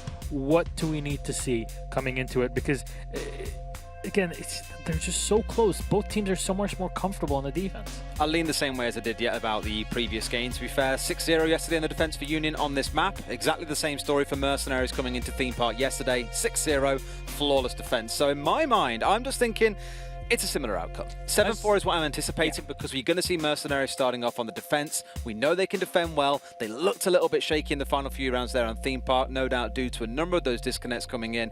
But I can see Clubhouse being played out very similarly given the defender lean that it does have. And they're also not going to be getting a 6-0 again, I dare to say, onto the defense. But let's just quickly, what kind of a ban would you expect to happen? I say a mirror should be the obvious one that gets taken out here. Mirror on Club. Yeah. Somehow it just worked out. It gets used. On Theme Park, I understand it. It makes Cash even more impossible to take unless you're stuck staring down at something with a Monty or something along those lines that you might see a team like G2 do. I think in terms of bans, you're going to see more conventional stuff here. You'll see a Thatcher ban coming away like we saw just a second ago. I would love to see if Mercenaries roll out once more with the Pulse ban, given X7 was an absolute terror with it yesterday. It's got to be taken away from the guy because he knows how to use it well. Just as an update, Union Gaming are starting on the attacking side. No surprise. So there's something that they'll have to work with. Attacking side, if you can gather those 3, well, actually 3 rounds are pretty good on your start, but you have to play against the defense. Take away the pulse. Mercenaries banned Ying on this map last time, so clearly they're fearful, I'd expect, of the kitchen drop coming through onto the downstairs site. The bunker bus. I guess here it's that question of, what do you value more? Is it something like the Thatcher, or is saying get rid of the Ying even more important to you? We saw the Ying being played, but it wasn't really It wasn't being used played properly. No. I think we Yes, saw like, one it round was out of there. all of them, right? Where it was actually effectively used to use the Candelas to block sound, to block sight, and then go for the execute. Yeah, so I don't know. Like I'm looking at it and I'm thinking like, if considering Union is going to be starting out on the attack, I don't think they're going to be forcing or trying to push towards a, like, let's say Thatcher Maverick ban. So they're going to be trying to keep one of those open just to aid their own attack. However, we have seen they are super efficient if a Thatcher is banned, so they know how to play around it. So they might actually just toss it in there just to make it a bit harder. I just don't know what to expect because if I'm looking back for the qualifier for this event, they played Clubhouse 6 times. Union played it 6 times. They like this map. They know how to play it. And it's not a surprise that they're going back here as their first pick either. So I think that Mercenaries really has to be afraid of what's about to come. I mean, they played it yesterday, Union, right? They played it. They played against Kira, 7-3, very effective on the defense, which is where we saw Union also shining today on Map 1 Theme Park. It was 6 rounds in a row on the defense. Yep. And then Kira just started, getting round after one after the other. As you kind of come to expect, the bans for yesterday were Thatcher on my mind, to be fair, as well. Exactly. So the Thatcher I mentioned earlier, I think both teams are eyeing that up here as a potential ban. It's kind of who wants to jump first. The Wamai seems like a Union staple. At this point, it's becoming staple around the world. Like, we saw it first out of BDS. They were the team that were banning it. And I remember speaking to a few players in Europe, and they were just like, God, they're starting to bring this in now. And actually, at first, it was kind of like, why they're doing this? And then as time went by, more teams were like, we actually love it. APAC North started doing it. You're now seeing it in South Asia. It's now a global meta. Yeah, I'm just trying to find out because Mercenaries, it's when I saw especially those first 2 rounds the last time around, they're really good at just killing, right? They're running in, they're getting these kills, and they're taking every single square meter they're given to make sure they take the best out of it they can. And I'm thinking, how are they going to be stalling this? How is Union going to be playing into this? Because Mercenaries was put onto the back foot every single time. They managed to bring it back. We almost saw a couple of ace clutches to come down as well. So it shows that like the fragging side is good of things, but they just need to make sure, and I'm going to hammer on this again, that they don't lose that first guy straight away. Within the first 10 seconds without having an impact. You want to have that utility used and you want to have damage on the board. It's the roam game for me that's a big one. That's what, because on that last map you saw a lot of it. Even on the attack, like X7 was playing it like he was a roamer on the Nook, just got hovering around downstairs. On the defense, the Valkyrie was holding out towards Gong whilst they were defending Lab. Like, he likes to be off site. So I think from both sides, once more, you are going to see players looking to play around the map, looking to cause some trouble. It's all going to come down to the pinch capability of a given team. Union on their attacking side and Theme Park ran the Dokkaebi, they ran the Jackal a few times. That was all because they acknowledged there are roamers on the other side, isolate them, pinch them, and that worked a couple of times. They called out the Capcan and the Mute when they were playing upstairs whilst defending downstairs. Need to see more of that, I think, because that is the secret to winning this game, is shutting down these roamers that are really good at catching people off guard. And you know what happened on Theme Park? Once Union started seeing Mercenaries and how they're actually trying to push into site and everything, you saw a Capcan coming out. You saw Frost coming out. I loved it. And honestly, I know that it's a meme pick or whatever people want to call it, but first of all, as a Capcan, you're getting a Nitro Cell. First of all, you're getting 9x19 VSN. Pretty good weapon to use. They won the second round because of the Capcan trap. See, the Capcan trap helped in that situation. And if your opponents, in their minds, will just push in and fight you, force the 1v1. Might as well put something to disrupt them even. But you know what the issue here is? What? Mercenaries plays the same lineup. They do not go off of it. They have their set plan. They do not adapt. Oh. We saw a kite being brought. I'm going to mention this again, time and time again. Instead, they could have also brought a Valkyrie, get some extra information, and you would have forced an IQ pick to come down from the other side instead of a Jackal, for example, to come out. And if you look at round number, I believe that was 7, it was a 1v2 situation. He had the diffuser down on the defense, but there was a Jackal still on the board. Managed to get the footprint down and knew exactly where it was. One could get the diffuse, the other one holds the angle, you win the round. That's how it works. If you force them to go off these comfort picks, because they're bringing the Jackal, because it's the same lineup every single time. They know what they need to deal with it. They know they don't need to bring operators just to be safe. So they bring this Jackal just because it helps later on. Because these guys are mercenary on this map, Team Park, we're not adapting whatsoever. I've got to touch on the Capcan again for a brief second, because it feels like something I mention every time one gets picked right, and it's a nice trick for your ranked games as well, to be fair. It's what it does in the late stages of the round. As soon as you see a single Capcan trap, you know there are 4 more littered around the map somewhere waiting for you to come charging in, and just like you saw in that round earlier, here's an example of a big money game ultimately. Don't forget, first place takes 7.5k home. Just being in place won them that round. That could have been a 1v1 that got lost. The round would have been over. It could have been a very, very different outcome. So just because you see an operator and think, well, that's a bit weird, no one really plays that these days in EU or NA, therefore it's a bad pick. No, it's all about the time wasting. It's all about the fear it creates. It gives them another thing to have to think about. And in a meta like this, when there are 10,000 things the team's got to consider in a round, it's just one more thing that can go wrong. It definitely is, and I think that's the strength of Union. They bring what they want themselves, considering they know what MercenarieZ is going to do, and I think that will give them the upper edge for this map. Expected scoreline? 7-5 for Union. 7-4. 7-4. To Union, did you say? To Union. I'm going to MercenarieZ. All right, fair enough. Guys, thank you so much for your info. It's time for us to head into map number 2. Clubhouse awaits after a very close map number 1 on Theme Park between MercenarieZ and Union Gaming. So let's toss it over to our casters sitting right on our side. Geo, Fluke, I know you guys are having a lot of fun. Yeah, so please. 7-5, 7-4, 7-3, 2, 1, let's go. We're going into map 2. Clubhouse.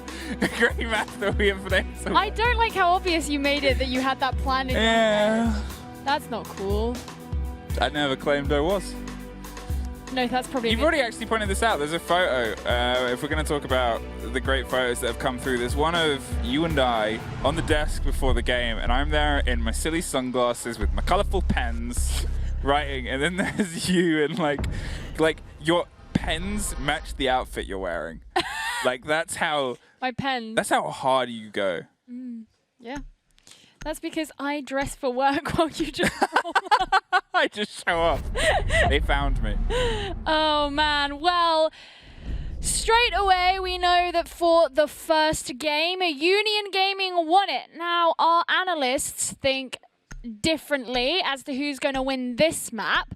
Derry decided to go all controversial and say that MercenarieZ were going to win Clubhouse. Yeah, and I guess it's one of those things where we'll see what happens, because obviously there was a couple of rounds where somebody disconnected, and that has led to, well, a couple of moments where things haven't quite gone the same way they have. And I guess it's going to be the question of, A, you hope that doesn't keep happening, and B, if it doesn't, can they find a win? Can they find their first map on the board? Can they find themselves back on level pegging? Or will they find themselves at the end of this having to play the reverse sweep as they did once upon a time? Well, my and Mira goes as called and predicted by those nerds on the analyst desk, joined by the Monty and the Thatcher. I think this is going to be a daunting game here for MercenarieZ, given that when we look back on the South Asia Nationals, Union Gaming played this map more than any, and with only 2 losses, with their wins being 7-3, 7-4, 7-3, and 7-0, you would expect them to feel incredibly confident here. Not only that, but they did play Clubhouse yesterday as well, which they finished with a 7-3. There is absolutely no denying that this truly is Union Gaming's map. They're going to be kicking things off on the attack, which isn't necessarily their favored side. And that might give MercenarieZ a little bit of an advantage, given that Clubhouse is known to be a slightly defender-sided map. And so maybe they can start to tear things back. Now, Derry's going to be really happy because This looks like it's his favorite kind of defensive setup. Yeah, he's over on the other side of the room clapping to himself. What kind of defensive setup is it? Oh, only Paint me a scene, paint me a picture. What is this? It's SSG. It's an SSG hold. It's a full vertical SSG hold. You set the castles up, you make sure you get control of bar, you play around the space. You don't really exclusively play for kills, you play for time, but we've seen these guys, well, they love to kill. So, who knows how this grows. It's very true. And notice how we have Doctor back in the game. Yeah. Obviously, Maker. Maker's gone. Doctor's back. The reigns over Pakistan were blessed. And gone, actually. And now the sun's here. It's a reference to a song. I know. Good. I got that. The thing is, Maker really found his momentum, especially in those latter rounds of the last game. But we've heard some wonderful things about Doctor. He's one of their star players, so let's wait and see what it is he can do. Straight away, those walls are going to be opened up by Union Gaming, but Doctor isn't far away as he sits up in logistics, just ready and waiting behind a few of those angles. Waiting to see if they can catch anybody under the door, and this is a quick base clear from EX7. Hot droned in and hot hatch down. And there goes Doctor. Unfortunately, we don't quite get the full taste of what he can do as he's no longer in. And neither is Ninja Freak. There you go. Took the third try, Sparko. You got there in the end. And now you just have to try and capitalize and collapse down upon them. But EX7 is going to demonstrate how you fall from one floor to another. There goes one more body, but Hasib finds Jittery back and at least stems the flow. There's a sphere off the board is going to limit some of what they can do. But at this point, when you've already capitalized upon the entire corpse of what that SSG hold was attempting, well, there's a huge amount left to do here. As those goo mines ready and waiting underneath the hatch for when Union Gaming do decide to drop down as EX7 starts opening up the kitchen floor. It's going to allow them to apply a lot of vertical pressure, and with just 2 members remaining here of Mercenaries, they're really going to be feeling the heat. Question is, are they going to be able to deal with it? Goes another goo mine, trying to deny kitchen from below because there's really not much they can do from above after all those other players got taken down. The droning in is going to give all of the information that Union Gaming need, but it's actually going to be Sparko who's next taken down by Hasib, who actually gets a 2K, EX7 being another one of his victims. Well, now it's a 2 versus 2. Hasib has done a huge amount to be able to pull this back into the favor of a team that was instantly swamped and swarmed by the attackers. And 2 more left on the board, though. They've doubled themselves down on the blue hold. It looks like Beat's going to try and apply the pressure against the castle wall here, but we did just hear a hatch blow, I believe, above blue. They're trying a split push and a bit of pressure. No, it's Poseidon on long. He's trying to find the entrance towards pipes. The Legion Mine's going to give the game away. And as a man desperately tries to beat his way through a castle door, well, this is a 15-second left situation. Hibana's going to pop open the wall. They're going to heavily rotate. The diffuser's in dirt. So they're going to have to try and apply some cover here. Doesn't see the man behind the big blue utility. Instead swings onto the Legion and gets caught by the crossfire. Only 5 seconds left. Is going to go for kills instead. And unfortunately, just has to watch the round disappear from what seemed like a guaranteed opener for them. Yeah, it was a very aggressive push in from Union Gaming, and one of the things that I was thinking is this is a team who they themselves really enjoy using an SSG-style defensive roam. They know very much how to go up against it, and we saw a lot of that aggression come out yesterday when they were playing in their semi-final game. But when it really came to it, once they got rid of those roamers, it was the players still remaining on the site who were providing such an issue for them to be able to push on down. Kitchen was basically denied, and you had to rely on your Hibana to try and get open the church wall, but with no pressure being able to be applied onto blue, you had that crossfire that could be set up there by the defenders because they never got pushed out of utility. That is a good start there for Mercenaries, especially as this is on their opponent's map, and not just their map choice, but the map that they feel the most comfortable on, judging by their results so far. They're going to be moving on upstairs to CCTV and Cash now for their next defense. This is a really heavy extension to logistics. Obviously, they've got the shield to swing themselves round on, but the instant of this is where we want to set up makes me to believe they expect a lot of the push to come from that side. They've still got reinforcers left for half the garage, so they have that capabilities. And Taha's going to throw out the Valkyrie cams and get some ideas there from the close server window. But otherwise, well, this seems like they're expecting this secondary push, this secondary style. Doubled with the Clash, who I think and assume is going to play towards this door too. They want to make sure that they keep this construction logistics extension open and under their lock and key. Making it so difficult for both of the directions that you would want to come through for the attackers to come in. Question. Go on. For two teams that were so capable and so confident at using Maverick on the map before, why do they not bring it on Club? They seemingly never do. They didn't really yesterday when it was on the board at all possibilities, and here again, I'm going to see if they actually try to adapt it because, well, it's very good. As an operator here, you'll often see teams when they have 3 hard destruction bring all 3, but in the same breath, a talented Maverick player can burn through the walls, burn through the hatches, and burn through a lot that you need to, whilst also bringing that precious resource of grenades. Here, they don't opt to bring him or play him. And that's the really big thing there, is those grenades, especially as you do have the Wamai band out, which means you only need to deal with the ADS. But going up against a Clash, it can be huge. Well, going up against the Valkyrie, not so huge in this case, as Taha is taken off the board pretty quickly. Jittery securing Union Gaming the first kill. And straight away, they begin to move in to try and get construction open. There's the first stun onto the Clash, who is very heavily protected, not just by the Vulcan shield, but also those ADS nearby. In the meantime, they can begin to try and get the logistics wall open. Hasib battles back and finds one more. Jittery taken by a quick peek and a quick swing with the talented aggression that we've seen Hasib wield before. Now they're a little bit lost for step. Yet again, Union Gaming, they get the opener, but then things start to fall apart for them because of how they've been swung against and aggressively pushed. Cannot get through there, unfortunately, with the lapse in the destruction, so you're just going to have to expend more Kairos and see if you can go from there. Me7, fantastically picked up there by medics on the roam, does get caught by a drone, but playing underneath an area that is so susceptible to damage. I believe still C4 in pocket too. No, actually already expended.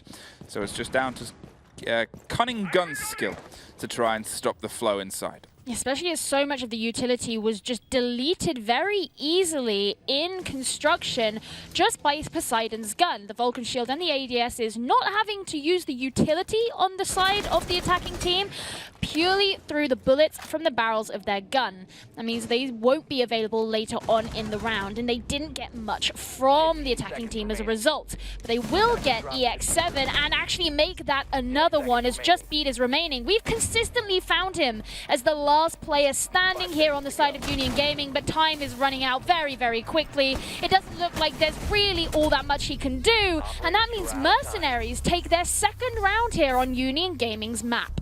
It just seems like Union haven't really got the ideas and the concepts of how to shut down these holds by MercenarieZ.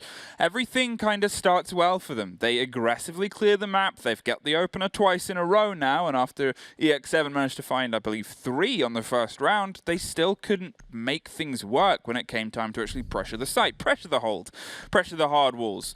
Hasib is gone 7-0 within the first 2 rounds. This is a man furious with the way things went before. This is a man who's obviously reset his router, and this is a man that wants to make sure this map is theirs.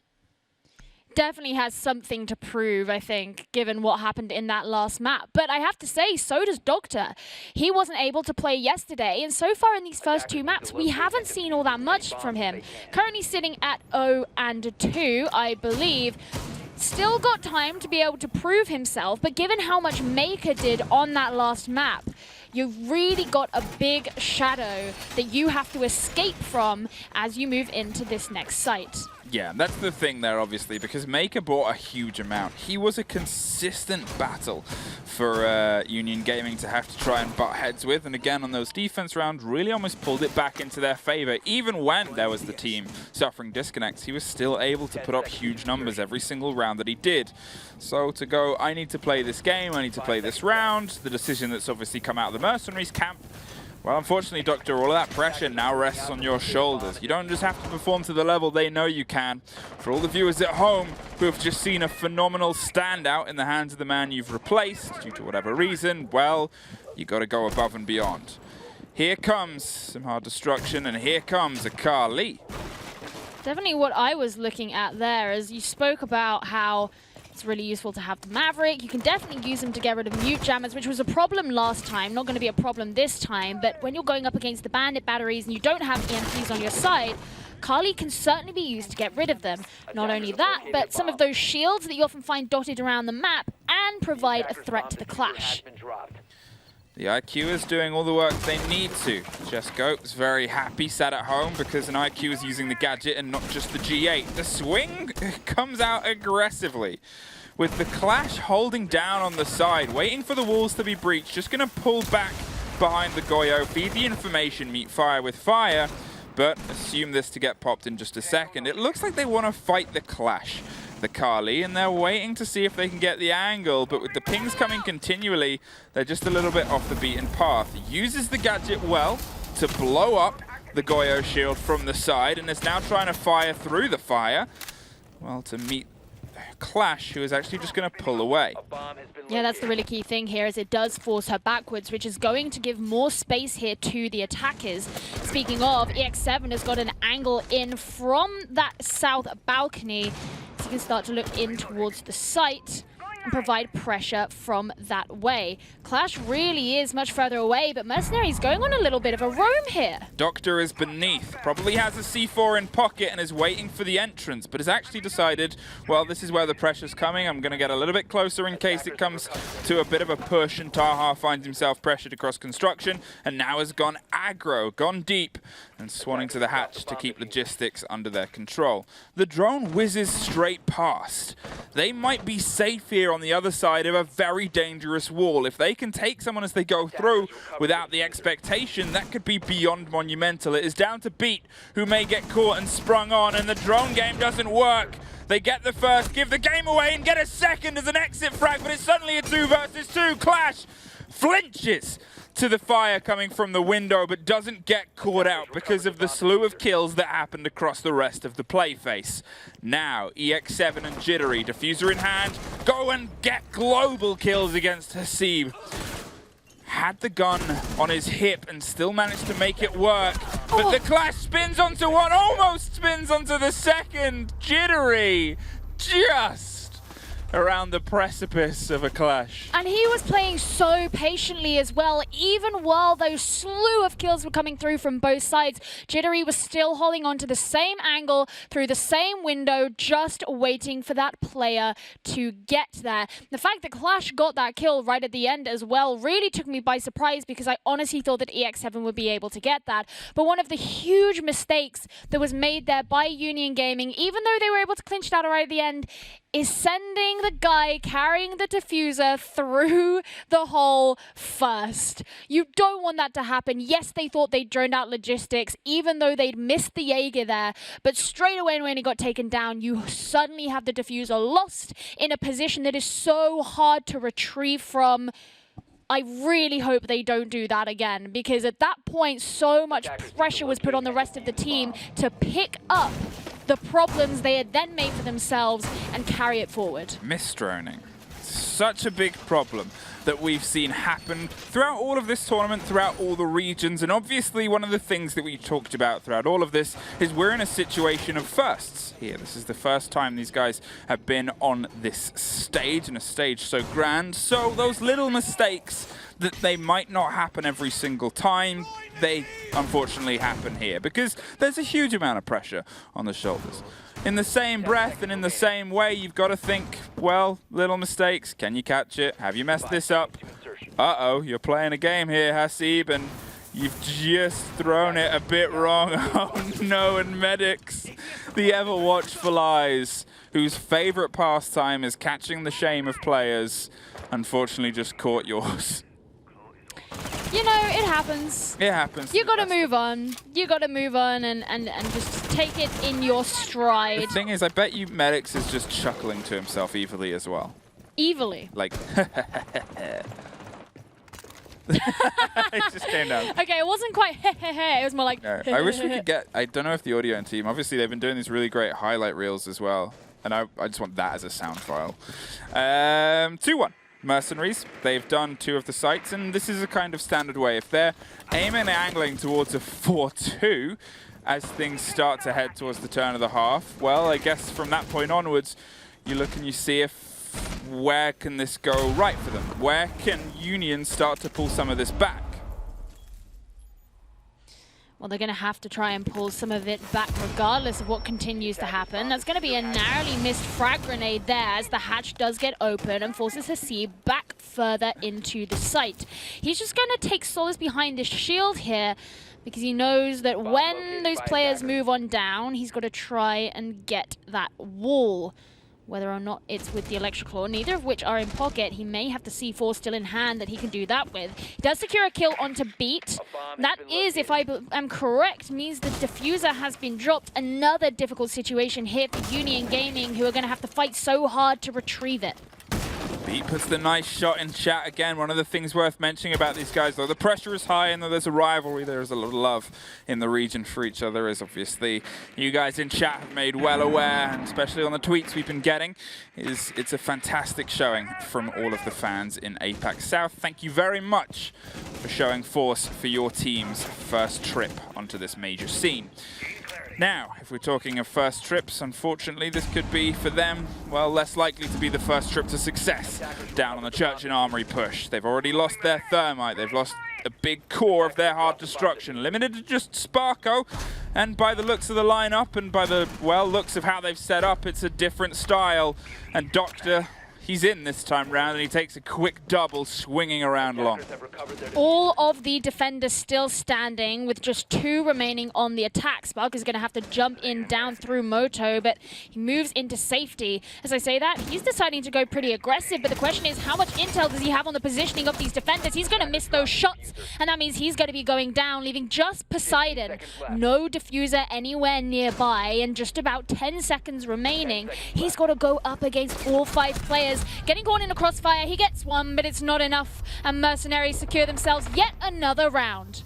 I would say the most solid round we've seen from Mercenaries so far. Otherwise, and before this, it's been a little bit hit and miss. There's been very tough moments where they haven't quite been able to lock it off with the same consistency and the same brutality that they've managed previously. Here, well, that was their best church, and that was their best hold, full stop. Everything sort of worked for them. It wasn't reliant upon these very aggressive swings against each other, butting heads and battling back and forth. It was, hey, the strategy's working. We've got the opener from a nice shot, and then we've been able to pull everything after that.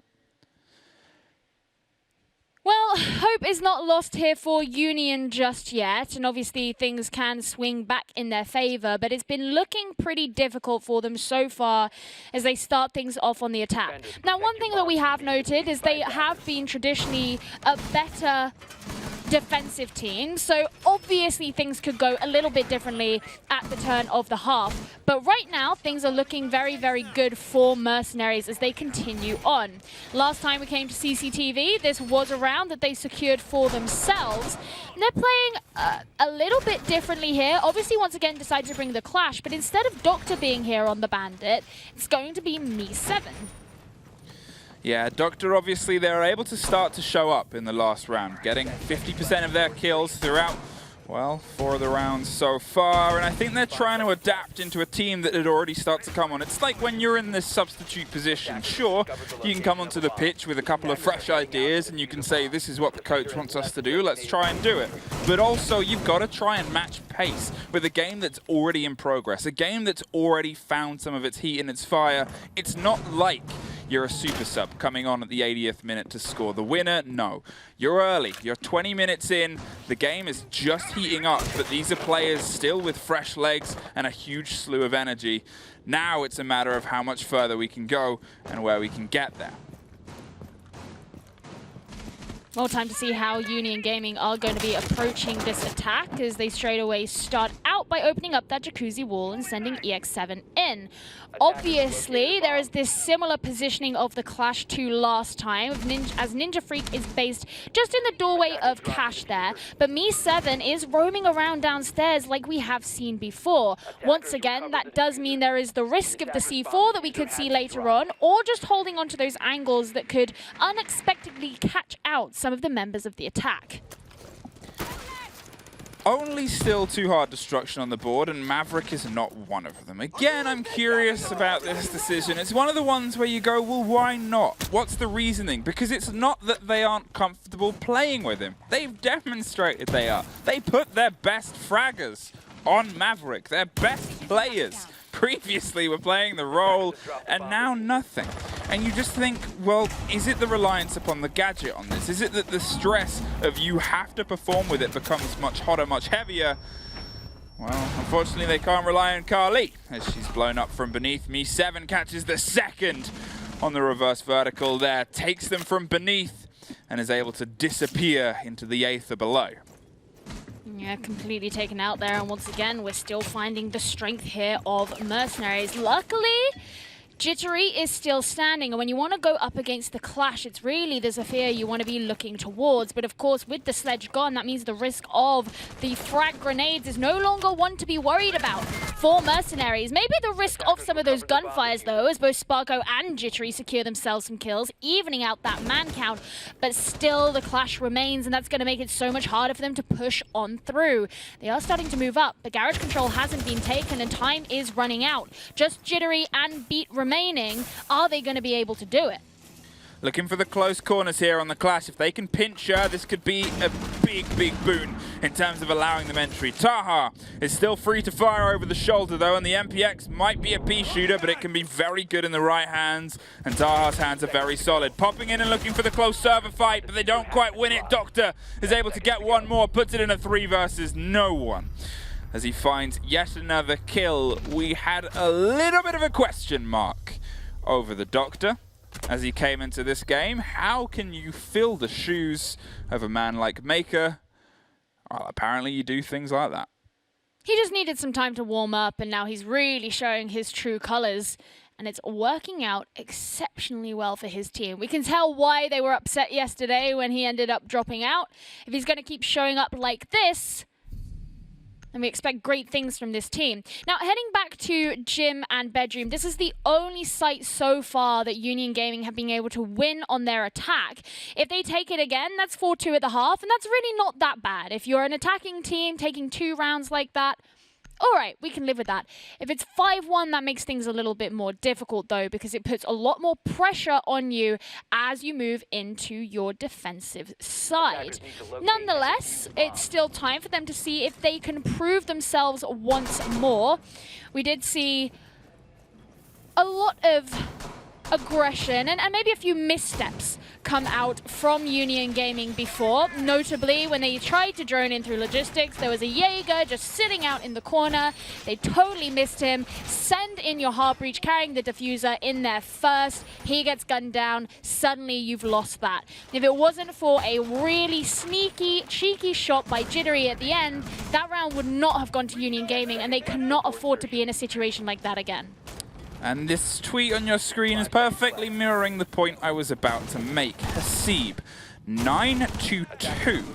He's even using the castle shotgun now to open up some holes. He's playing that utility role well, and even in and amongst this, you think, what could have happened on that first map if he had some internet stability? Where could they have been in a situation coming into a clubhouse? Could they have been one map up? They were on the up and up.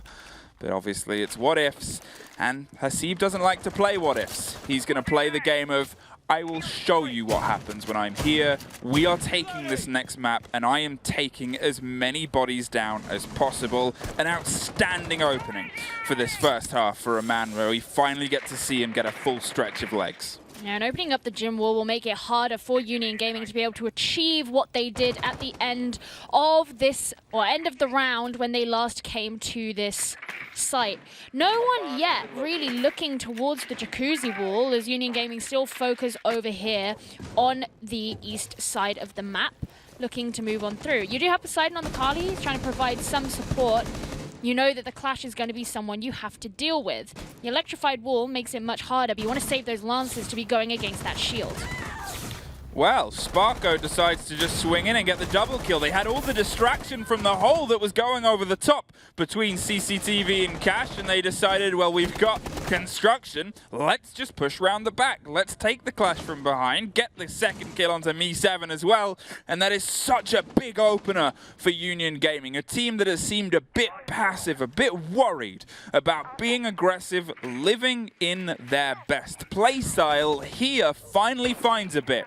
And the big problem, as quickly highlighted there, is Taha. We've seen Union Gaming be in this position before. We've seen them have confidence in this position before. We've seen them miss drone, miss players, and misplay before. Let's hope for their sake they don't make the same mistake again. 1 versus 1 going in through the window doesn't work out in Hasib's favor, but interestingly, we noticed the positioning be taken there in Stash, but it wasn't enough. Flawless round there for Union Gaming. They couldn't trick, or rather Mercenaries couldn't trick Union Gaming into making the same mistakes as before as they slightly changed the positioning. And this is a nice show of confidence, of decisiveness that I think Union Gaming really needed after a struggling half moving into the next. Church and Arsenal will be the first hold, as it was just before. Now, obviously, we'll get to see a bit of a demonstration of what can be done by Mercenaries on their attack. And as I clasp my hands together in a little bit of thank and a little bit of satisfaction, Hasib is bringing Maverick. Again, for me, it was a big question mark. I love to see it. I just don't truly understand why Union didn't want to play him. And I know there's the argument. The most common is that they are uncomfortable with the gadget. They're uncomfortable with the ability. Well, you got to learn at this tier, for one thing, but at the second bit, we've seen you use him a lot and well. And you just think having that bit of aggressive hard destruction, that ability to get in, get aggro, apply pressure the way your roster is very good at Union, could translate to more consistency on your attacks on Clubhouse. It does, of course, mean that they are holding on to 4 frag grenades. Yeah. And they're not even going up against the Jaeger. So there's no ADS on the board. Wamaya's been banned, so there's no magnets. What are Union Gaming going to do to prevent those projectiles coming in and exploding straight into their faces? Of course, they have a couple of their own. They have one C4. There isn't one in the hands of the Mute because he's decided to bring a bulletproof camera instead. Yes, they will be playing this roam game because it's something they really, really like to do is the SSG hold. But there's only so much you can do against a frag grenade, and if you're not protecting yourself, you may just find yourself falling. I think the full swing into it as well is something that's curious to me. They're obviously going with the 4 impacts. They have the smoke and the castle shotgun if they need to open up even more. Obviously, unfortunately, Mozzie's shotgun was taken out of his hands. But again, it, for me, is the full swing of, well, we want to be up there and we want to keep opening rotations for us actively as the round progresses. You shouldn't really be that dead set on finding bodies here. They pre-fire the wrong angle. The ping comes out. They know someone is close, but they can't quite find it. And, well, rightfully so. Taha isn't going to stick around any longer, but neither are the defenders. The drones are moving out beneath them. They've realized that Goose may well and truly be cooked, and they're going to opt to a different restaurant. It is a very early rotation down for the defenders, but Union Gaming do have to kind of play it cautiously given how the first half went and how much they want to not mess this up. This is a nice positioning here from Jittery in Freezer because it means that if those attackers start to move into kitchen to open up the hatch and open up the floor, they could find themselves getting caught out if they don't expect him to be here. And with the sledge moving down, this is going to be Doctor. It looks like that's what he's going to be going for, and this could be the time for the Kapkan to strike. And strike he does with 1 and 2, Jittery! He's coming for you, cooked in the kitchen, and now he's going to dig in behind the oven and wait for the third to come for him. The C4 was misthrown and he's trying to shoot it down, but it's on a bar. And there's Taha to get Jittery, but the C4, well, who cares if it's in the slightly wrong place? For Sparko, it still does what it needs to. Blows him up, and now puts it in a 4 versus 2. A Kapkan caught them out yet again. The little mistake of misdroning has struck. This time for the favor of Union, but it is something that keeps unfortunately happening between these two teams. Me7 handed a free one there, but Poseidon is at least able to get the trade as the last body drops via Moto. Here's the footsteps, gives the game away, gets one with a great swing. The second, he knows roughly where it is, pre-fires a bit short and gives a bit of a silence of the guns. Isn't going to stick it with 20 seconds, doesn't have huge options though. And unfortunately has none left. Poseidon takes Union. Entirely gave away his position at the end there, but there was only so much that Ninja Freak was going to be able to do. And yeah, you mentioned it before, Fluke. It is a big issue at this point. If you know that your opponent is going to be playing the SSG style roam, or any kind of roam for that matter, you can't afford to not drone thoroughly because you will get caught out in those situations. And when it's something as important as being able to open up the kitchen hatch, open up the kitchen floor, if you're getting caught out in the process of doing that, suddenly you've massively added a detriment to your attack. And that's what we saw at the end there when really Ninja Freak was on his own with barely any information. It was kind of disappointing that EX7 got caught out where he did, that he was just a late reaction and Me7 was able to get that shot in, but it wasn't enough in the end. And now suddenly we start to see the scoreline begin to even out. Yeah, 4-3, only one round in it, and that's 2 rounds in a row for Union now. Obviously the last of their attacks and the first of their defenses. This site where they won the last of their attacks. So I'm curious to see why they've opted to come here instead of go to CC. I think it was something I mentioned yesterday, actually. They seem to have a preference for Jim over the more traditional CC, but at the same time, if you're trying to take the teams by surprise, these guys, yet again, know how each other plays much better than we do because they've grown up in a region together for a very long period of time. There is the man striking, swings on one. You can see him just getting off the drone there. The call came out instantly. Yeah. Instantly. And again, it was a really good example of Jittery playing really patiently. It's not the first time that we've actually seen him do that. We saw it earlier on when he was on the IQ, holding on to that key angle when they took their first gym bedroom attack on this map. Once again, he's not being too keen. He's not being, you know, jumping the gun and trying to take opportunities that we see a number of the players, especially in this region so far, do. They can be very overly opportunistic, but Jittery has a patience about him that keeps paying off. Whether or not that's going to continue to happen into this site is yet to be seen, as still all 10 members remain, and MercenarieZ just begin on their attack. Bullet holes, name of the game, and they're waiting to see if anybody gets a bit brave around those cars and vans in the middle, but no catches just yet. This aggressive play and control of the space, obviously we can only talk for so long about what EX7 has done, and then he's just going to keep doing it anyway, so we'll get live demonstrations for those of you that are somehow just tuning in. They have the wall open, the multi-step process, the many-tiered cake that the Clubhouse take is for this second story has begun to be digested by MercenarieZ. Maverick is doing his best as he tries to burn through, but at the same time, so's Jittery and Sparko. One apiece, and that's going to make the entrance here for Ninja Freak a much scarier one. Really difficult here for the attackers. If the defenders still hold on to the east side of the map, it means they won't have control over that key window in server that can be so crucial in being able to prevent any angles taken in from the south side of the site. Jacuzzi wall being worked on by Hasi, but you have to bear in mind that you still have that Kaid present in bathroom, and he will have a C4 in hand, ready to throw it out the second it looks like someone's going to be pushing in. This is a really interesting roam here that's happening from Jittery. Once again, one of those players that we mentioned earlier on. He's going wide and he's going quiet, and he's going to come up on a flank to try and catch out those attackers over towards the CCTV area. Peppering bullets around and around, but unfortunately there is nothing but ground. 40 seconds on the board. They've got to see if they can try and find some closure there. But Jittery still roaming on the second story. Finally shut down, but not before he gets the thermite. Just for his own kind of measure.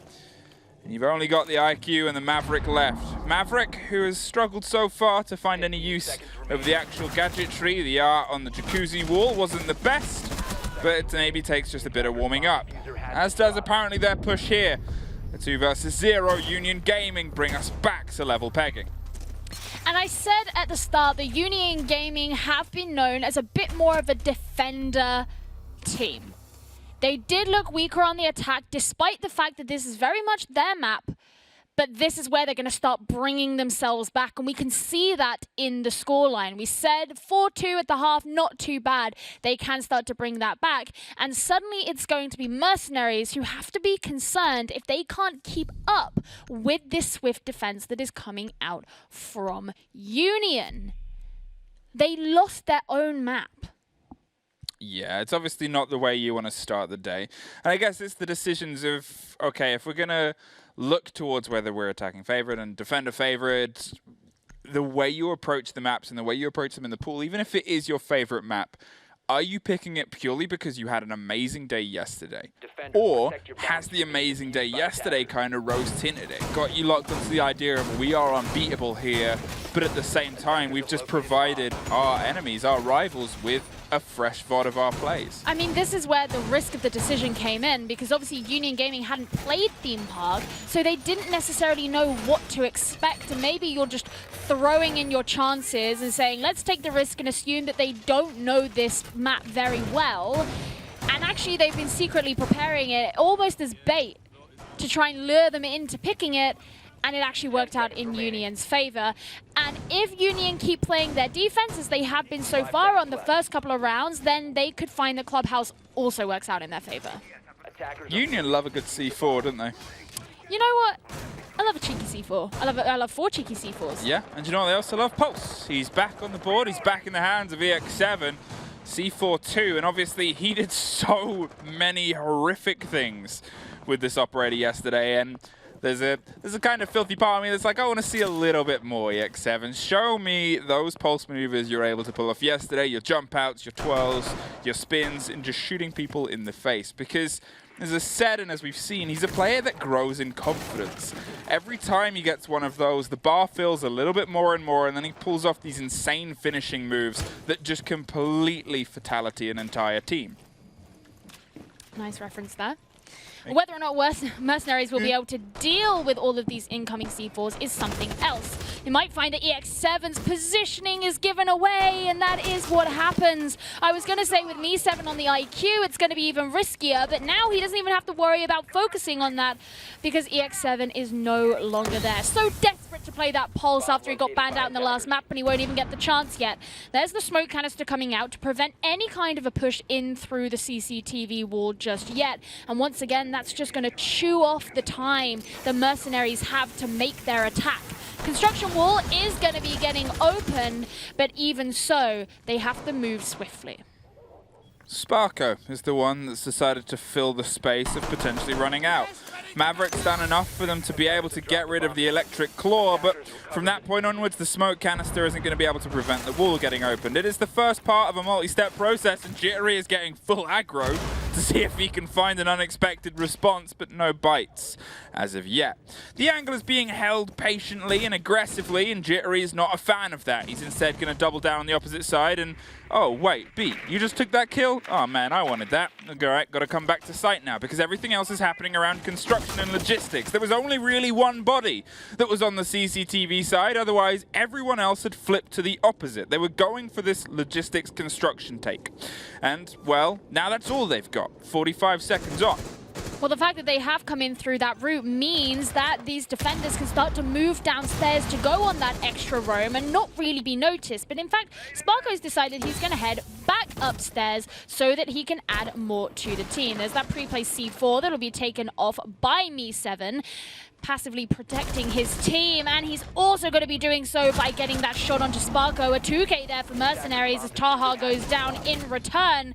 It looks like Union Gaming want to get their revenge, but just 2 players left, one of whom is incredibly low. The shotgun doesn't work, and that means that Union Gaming finally managed to get it out despite what happened at the end there. Yeah, it worked Kinda. They had a little bit of belief in the English shotgun. It was sort of there. It was enough belief to down a man, not enough to kill him. The cover came round, as we've seen, but yet again from both these teams, one of the things I've really loved is the consistency of the trades, the consistency of the shoulder cover. Sure, I commented on the fact that they had one man on the opposite side of CC applying that pressure, but that was more of a hammer and anvil style thing. He was going to sit there, wait, as a bit of pressure applied from the other side might force them into his sight lines, might not. Either way, it's a split push, and, well, that was read by Union. They pushed aggressively, got rid of the anvil, and now it's just a hammer they had to deal with. They dealt with it by shooting him in the face from only a couple of feet away. Unfortunately, as we all know, chat, if you don't believe in the English shotgun, Do you believe in anything? I believe in some things. No, it wasn't a question. It was if you don't believe in the English shotgun, do you believe in anything? Okay, but I do believe in some things. The English shotgun, one of them. All right, well, I'm glad to know that. M59A01? I don't know. Didn't you just learn this the other day? No, Hap was trying to be all smart about it. You know what he's like. Which means you didn't know. No, I didn't know. Right, okay. Just like, no. All right. Well, I mean, one of the points that you actually made there that I really want to pick up on is the consistency of the trades. Because when we looked at the scoreboard at the end of that last round, one of the things we noticed is that even though there are a number of these players who have a positive KD right now, it's nowhere near like what we saw yesterday, where it was by far and away 1 million kills and no deaths whatsoever. It's actually much, much closer, and it's such a testament to how much all of these players are putting in and how evenly skilled they are.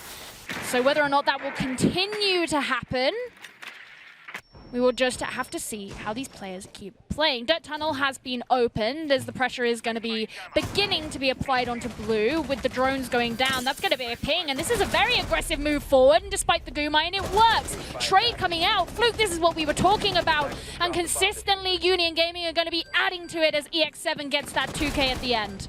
Well, now it's a 2 versus 1 and a 2 versus nothing. They threw all that they could on a rush strategy, and it's a bold idea. Unfortunately, as I said, and as you said, and as we all saw, the trade game. It's a very good game for both these teams. And yes, the first body of Union was completely taken by surprise by the Doctor being pretty heavy-handed in, I am getting in here, I do not care of the proximity mines, I do not care of the danger, I want to kill. Then was killed, and then it became a bit of a battle. And it only took one person to win that eye for an eye and to pull themselves away so then they don't get poked in their own eye. And that man, oh, it's EX7, yet again, showing up in these situations where just that little bit more ability to swing and click heads, that little bit more confidence in his own skills has led to them getting the one step ahead and making sure the whole world did not end up blind. Jim Bedram, match point, 6-4 yet again. Finding themselves on map point here for Union Gaming is huge, because given the fact that these teams have played together before and had such a hard time, given the fact that it went to all 5 maps in the last best of 5, this is huge considering the fact that it could show a bit more dominance. That said, in that last best of 5, it was somewhat of a reverse sweep. 2 maps were taken at the start by Union Gaming, and then it turned around and 2 maps were taken by MercenarieZ. So it could be something very similar that we see. And there was only 2 rounds in it as well. The third map went to 6. All the way. Yeah, it was 6-8. It was every full stretch that you could want it to be. OT is the tightest, as we all know, and being there on your potential of taking the entire tournament and then losing the next 2 maps, well, that's devastating. So it's still too early to say, but what we do know is that Union Gaming have looked particularly strong. And given that this is on a bigger stage than either of these teams have ever played before, MercenarieZ will be wanting to claw and scrape their way back into the loving arms of a potential victory. Gym Bedroom, as we say, Union Gaming won their defense last time they came here, back in round number 8. And there's going to be that Vulcan shield going up, which is going to apply pressure to Jittery and force him to rotate out of his position as MercenarieZ begin to move in through the east side of the map. They have angles held. pretty consistent part of their ideas here, but so far, obviously, well, those haven't really come to fruition. It was quick closes, quick swings on each other that were able to pull this out of the favor. What I like is the intense pressure that's being applied onto Jacuzzi. They didn't really have the biggest focus here last time. It was more on the opposite side, and it was before anything really started to cook that everything came to the boil, and now it's just a matter of, well, how can we change? What can we adapt? Because we're on death's door. We've been here before and we almost pulled it back. We're not making the same mistake as Sparko goes off to Taha. Half health, but with Jittery also exceptionally low, well, that's not the end of the world. Great start here for Mercenaries, who desperately need this round, but as I say that, Taha will be taken off the board. Jittery, such low health, but still playing ever patiently as he positions himself in the gym, ready just in case anybody comes in through that balcony. That's where we see Hasib being positioned, but he's going to be taken down as Jittery no longer able to provide that pressure, and that will give more space to Mercenaries that they desperately need. Seeing these players move into the position that has now been allocated to them after Jittery's demise, and this could be the start of a pretty successful push. Waiting behind the soft that's still in peace. If they can catch them by surprise here, this could be a very big take because it opens up a lot of freedom. Fires Drew, Poseidon takes care of Ninja Freak, who unfortunately hasn't really been able to stick themselves into this game. Maverick goes down as well. Hasib, who again had a fantastic opener, hasn't locked it, but Doctor on the rotation up the red stairs gets one more for his tally. Me7 as well, another player who's just been so consistent and so fantastic, puts the pressure on and puts us back within only a round. Doctor, who turned around and said, I don't care that the diffuser's been dropped on the balcony, I don't care that the Maverick went down in a position he shouldn't have, I am going to play aggressively and I am going to show these defenders that we're still in this game. Once again, Union Gaming finding themselves in a position where, despite being on map point, they're not going to be handed a victory oh so easily, and Mercenaries are going to show exactly what kind of competition they could be. Just one more round needs to be taken to force themselves into overtime, but if it does go to Union Gaming, that will be the second map on the board for them. Choosing to come back to the same site which they just lost to Mercenaries, Gym Bedroom 2.0, this time with a pulse.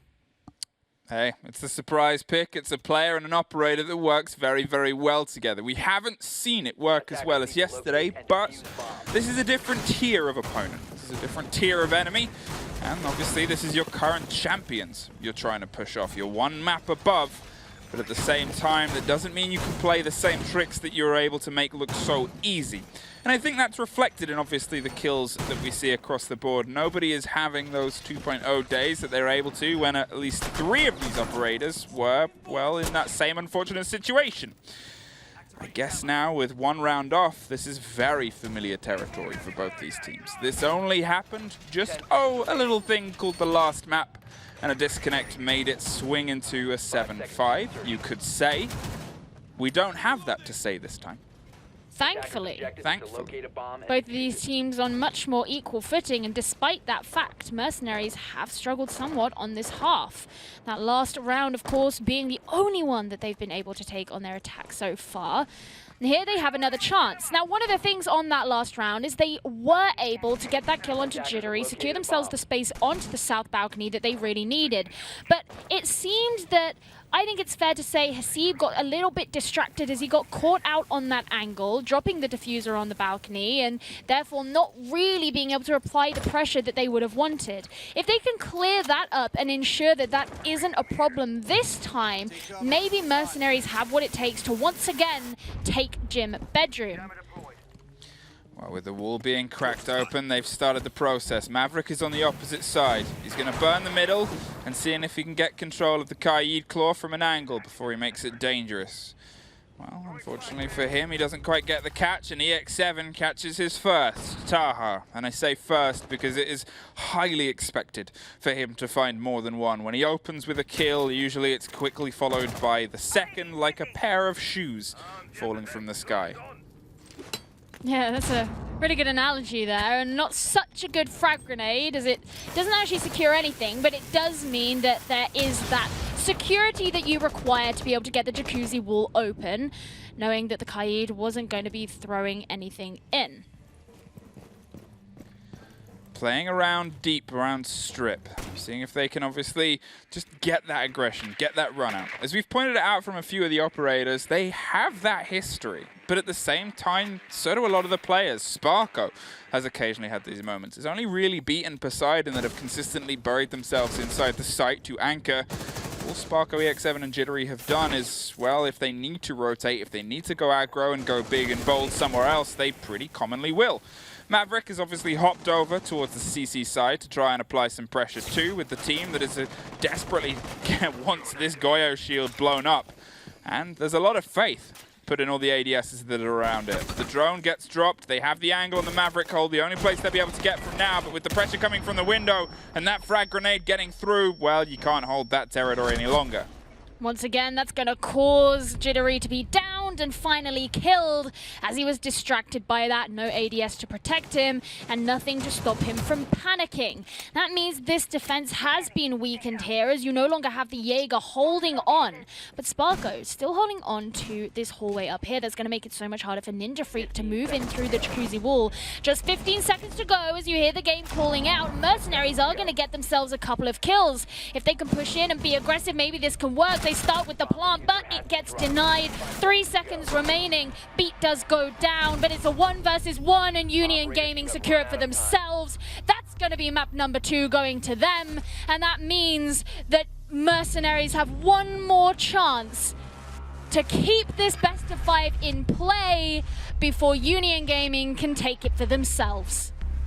Another 7-5, another almost overtime and another almost all the way, but both of them have gone to the favor of Union Gaming. Though it may say on the top, it is not the case. It is Union Gaming are 2 maps up now after that second showing on Clubhouse. At times shaky, but for now still true as they keep up the perfect record.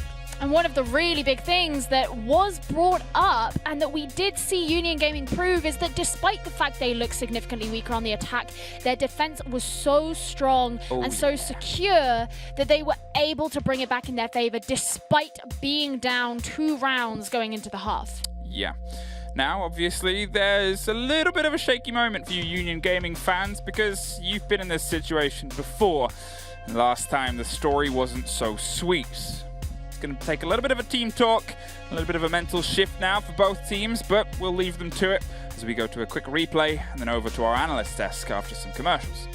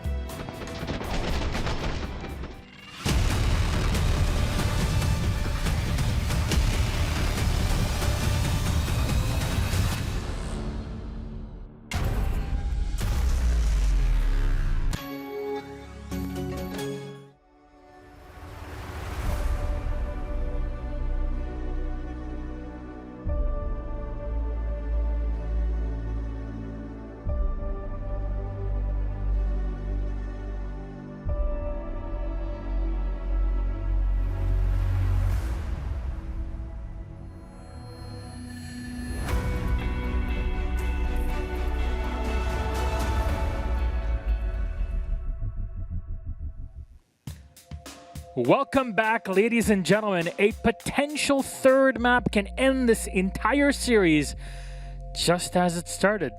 The winner of this matchup will take away 1/3 of that trophy that you just saw in the opening shot.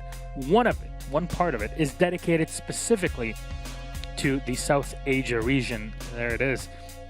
Beautiful place today, but as with map number 1 on Theme Park, with Union Gaming taking it 7-5, it's a repeat on Clubhouse, and same story. If you can play better on defense, which is usually the case, well, you're going to end up taking the whole game. It's exactly how it boiled down to it. You know, that first half going 4-2 to Mercenaries, I thought, okay, good, 2 rounds on the board, maybe the attack won't be so bad. And then we get into the first 4 rounds of defense for Union, and Mercenaries just nowhere to be seen. Critical errors being shown up. The one that I had to message in the WhatsApp group just to double reaffirm was, Jit is really sat in meat. You can't take this guy anywhere. Fluke's back, ladies. Fluke is back, ladies and gents. He is man. back on the set. But again, that point around Jittery just being sat inside of meat. I love you, Fluke. He didn't drown properly either. Hold on, mate. Welcome. Listen, I made a decision. I stuck with it. He committed. I'll give him that much. You know, today it looks like there's a few players that are committing a bit harder than others. Yeah, I mean, Jit's committing to being sat in meat and just sitting there and being like, maybe they won't see me. And anyone else will tell you that's basically suicide, but he pulls it off. It just works. Like they've come in through the window instead, trying to open the hatch, completely ignore what's going on in meat. Don't even think to drone it, and he gets 2 kills for it. That is how you win a round before it's even got started. That's the issue. The droning is something that we do not really see that much. Either flank drones, because we do see a lot of flanks as well, or just simply droning out these deep corners. And we often talk about it. Do not do half drone work. Don't just drive it in the doorway and be like, all right, looks clear, done. Check these corners where people can hide, or stuff like that will happen. And you often see like executes happening. You still see that there's like 2 to 3 drones in pocket, and then they just try and go for it. And that is something that I would say, toss them out, use 10 seconds, try and find out where they are. Same goes for the defense. There's using their nitro cells. I think we had that multiple times in the series in both of these maps where there's just so much utility. If Jess was here, she would be helloing all over the place, basically. Like, use your utility. If you can use it in the right time, you just don't need to take a gunfight. You confirm the kill in that way and then just leave yourself home free. Why do you need to take damage if you just nitro? We touched on it quite a bit yesterday, and I think one thing worth reinforcing now is the fact that for these teams, it is their first time on a stage like this. And I said to you guys in the break, one thing I will give a lean to here is these teams haven't really seen a fully streamed game against each other before. That's true. Things aren't really casted. We know that the previous tournament wasn't that led to them getting here. There's not a whole lot to go back and study. You can see everything from your own perspective, but not from theirs. So the small things like, what is EX7 doing? Where is he playing? Those aren't things you can easily grasp unless you saw them from yourselves first person in the round itself. So although there are these errors creeping in, a lot of it does come down to these teams really don't know all that much about one another. It is a moment to call out all the community casters that would like to be involved in all of these casts in the future in the region. If you think you have the talent. Make like a central database as well for all the VODs. If so I they're not could scattered around. No, you already do enough. Don't know. No, if I could do it, anyone can do it. I think it was. Oh, I see. No, Fluke's saying if anyone can do it, he can do it, yes. Yeah, so fair enough. Don't worry, get on, join us, part of the team. We want you to cover your region. We want everybody to be streamed as much as possible, that's for sure. And it's beneficial for the teams because you get to learn from your own mistakes, right? You get to see what you did things from a different perspective and what your opponents were doing. Can I hammer in another advertisement? Because you're hammering for casters. I'm hammering for coaches who are looking to find a new team. I think these teams have a lot of potential.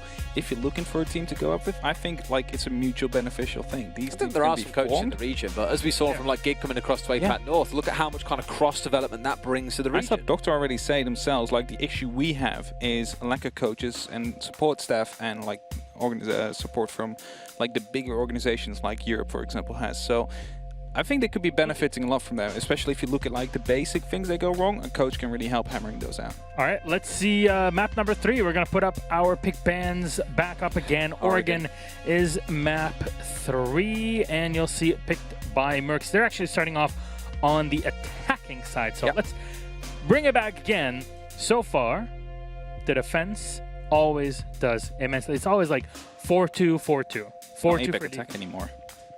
Yeah, it's almost like it's not part of the same block of regions. They're keeping each other very, very busy. When they're on the attack, it's very difficult for the attackers to get much done because there are so many roaming aggressive defenders or opening kills coming out of windows or you name it. They like to get out in the map, they like to cause some trouble. Oregon, depending on the site you're on, can be a little more problematic to do that. Very rarely do you see defenders roaming when they're playing on the downstairs site, given there's no soft flooring, there's no vertical play really to come through. People do tend to stay on site. They might extend into freezer, they might extend in towards tower for a brief time and then pull back. Yeah. I'm not going to say you will. You might see a more controlled game between these two teams here. I'll wait until I've seen at least the first defensive supply and laundry to confirm that thought, though. It depends on the sort of operators you're bringing. We see some Pulse, for example, that gets played, sometimes runs all the way down. Now that you have that backstairs rotation through into freezer from, well, the bottom white stairs, all these routes open up so many opportunities for you. I really think that we're still going to see EX7 running around. Oh, of course you will. Yeah, 100%. Like, I think he might be going on a bit of a suicide mission, as you might say, staying upstairs until he gets hunted down. He's trying to take as many people with him as he can. I will give it in round 9 of that last map, mind you. They did have a really good job of getting Taha inside the map and droning him into EX7. So rather than letting EX7 do his thing and just run around and catch people out because they weren't droning him, that was the one round that I've looked at where they've dealt with the Roma the proper way they should have. A bit of teamwork, couple of drones in there, one man leading the point. That's how you go forward and win. It's definitely the way to go forward and win. You need it comes back to what we've said before. They keep both losing players very early on before the utility has been used, and shutting down EX7 like that, getting the drones in, finding out where he is going to be allowing you to hunt him down actively. Make sure he's not going to be having that big impact as he had before in previous rounds, which allows you to go for a proper attack. Okay, look at Theme Park. You were talking about this. Jackal Dokebi came out. Yeah, maybe we should be seeing more players pushing into it. Maybe a Lion would be brought in. We see this, for example, in North America. It's throw the meta back about 12 months or so. Christ. It still works. Look at the Sonics. They played a great game against Dark Zero to qualify to Temper and EU do the same. I was going to say exactly. Yep. Bring the Lion. It does a lot of work, and if you can time it correctly, because a lot of people think, oh, I just press 5 and everything works. No, you need to drone and you need to use your E1D in the right timing, and if you're quick enough and you're prepared enough, you can capitalize on that very effectively. You know what I would like to see? What? I know it's not going to happen. I'm going to tell you that, but I would like to see a Fuse and Lion combo. Okay. Why a Fuse and Lion combo? If the Matrushka, I don't know, is it Matrushka? Plus a charge. Well, it depends on the Matrushka. On the skin. But like if that goes off, they're going to be popping in everywhere, right? And if you pop in the line at the same time, they're going to be spotted out. So if you're going to be able to, hold these angles, you're going to be... okay, it's a bold strategy, Con. It's a bold strategy. I would like to see it once or twice, just to see if it works or not. It's just...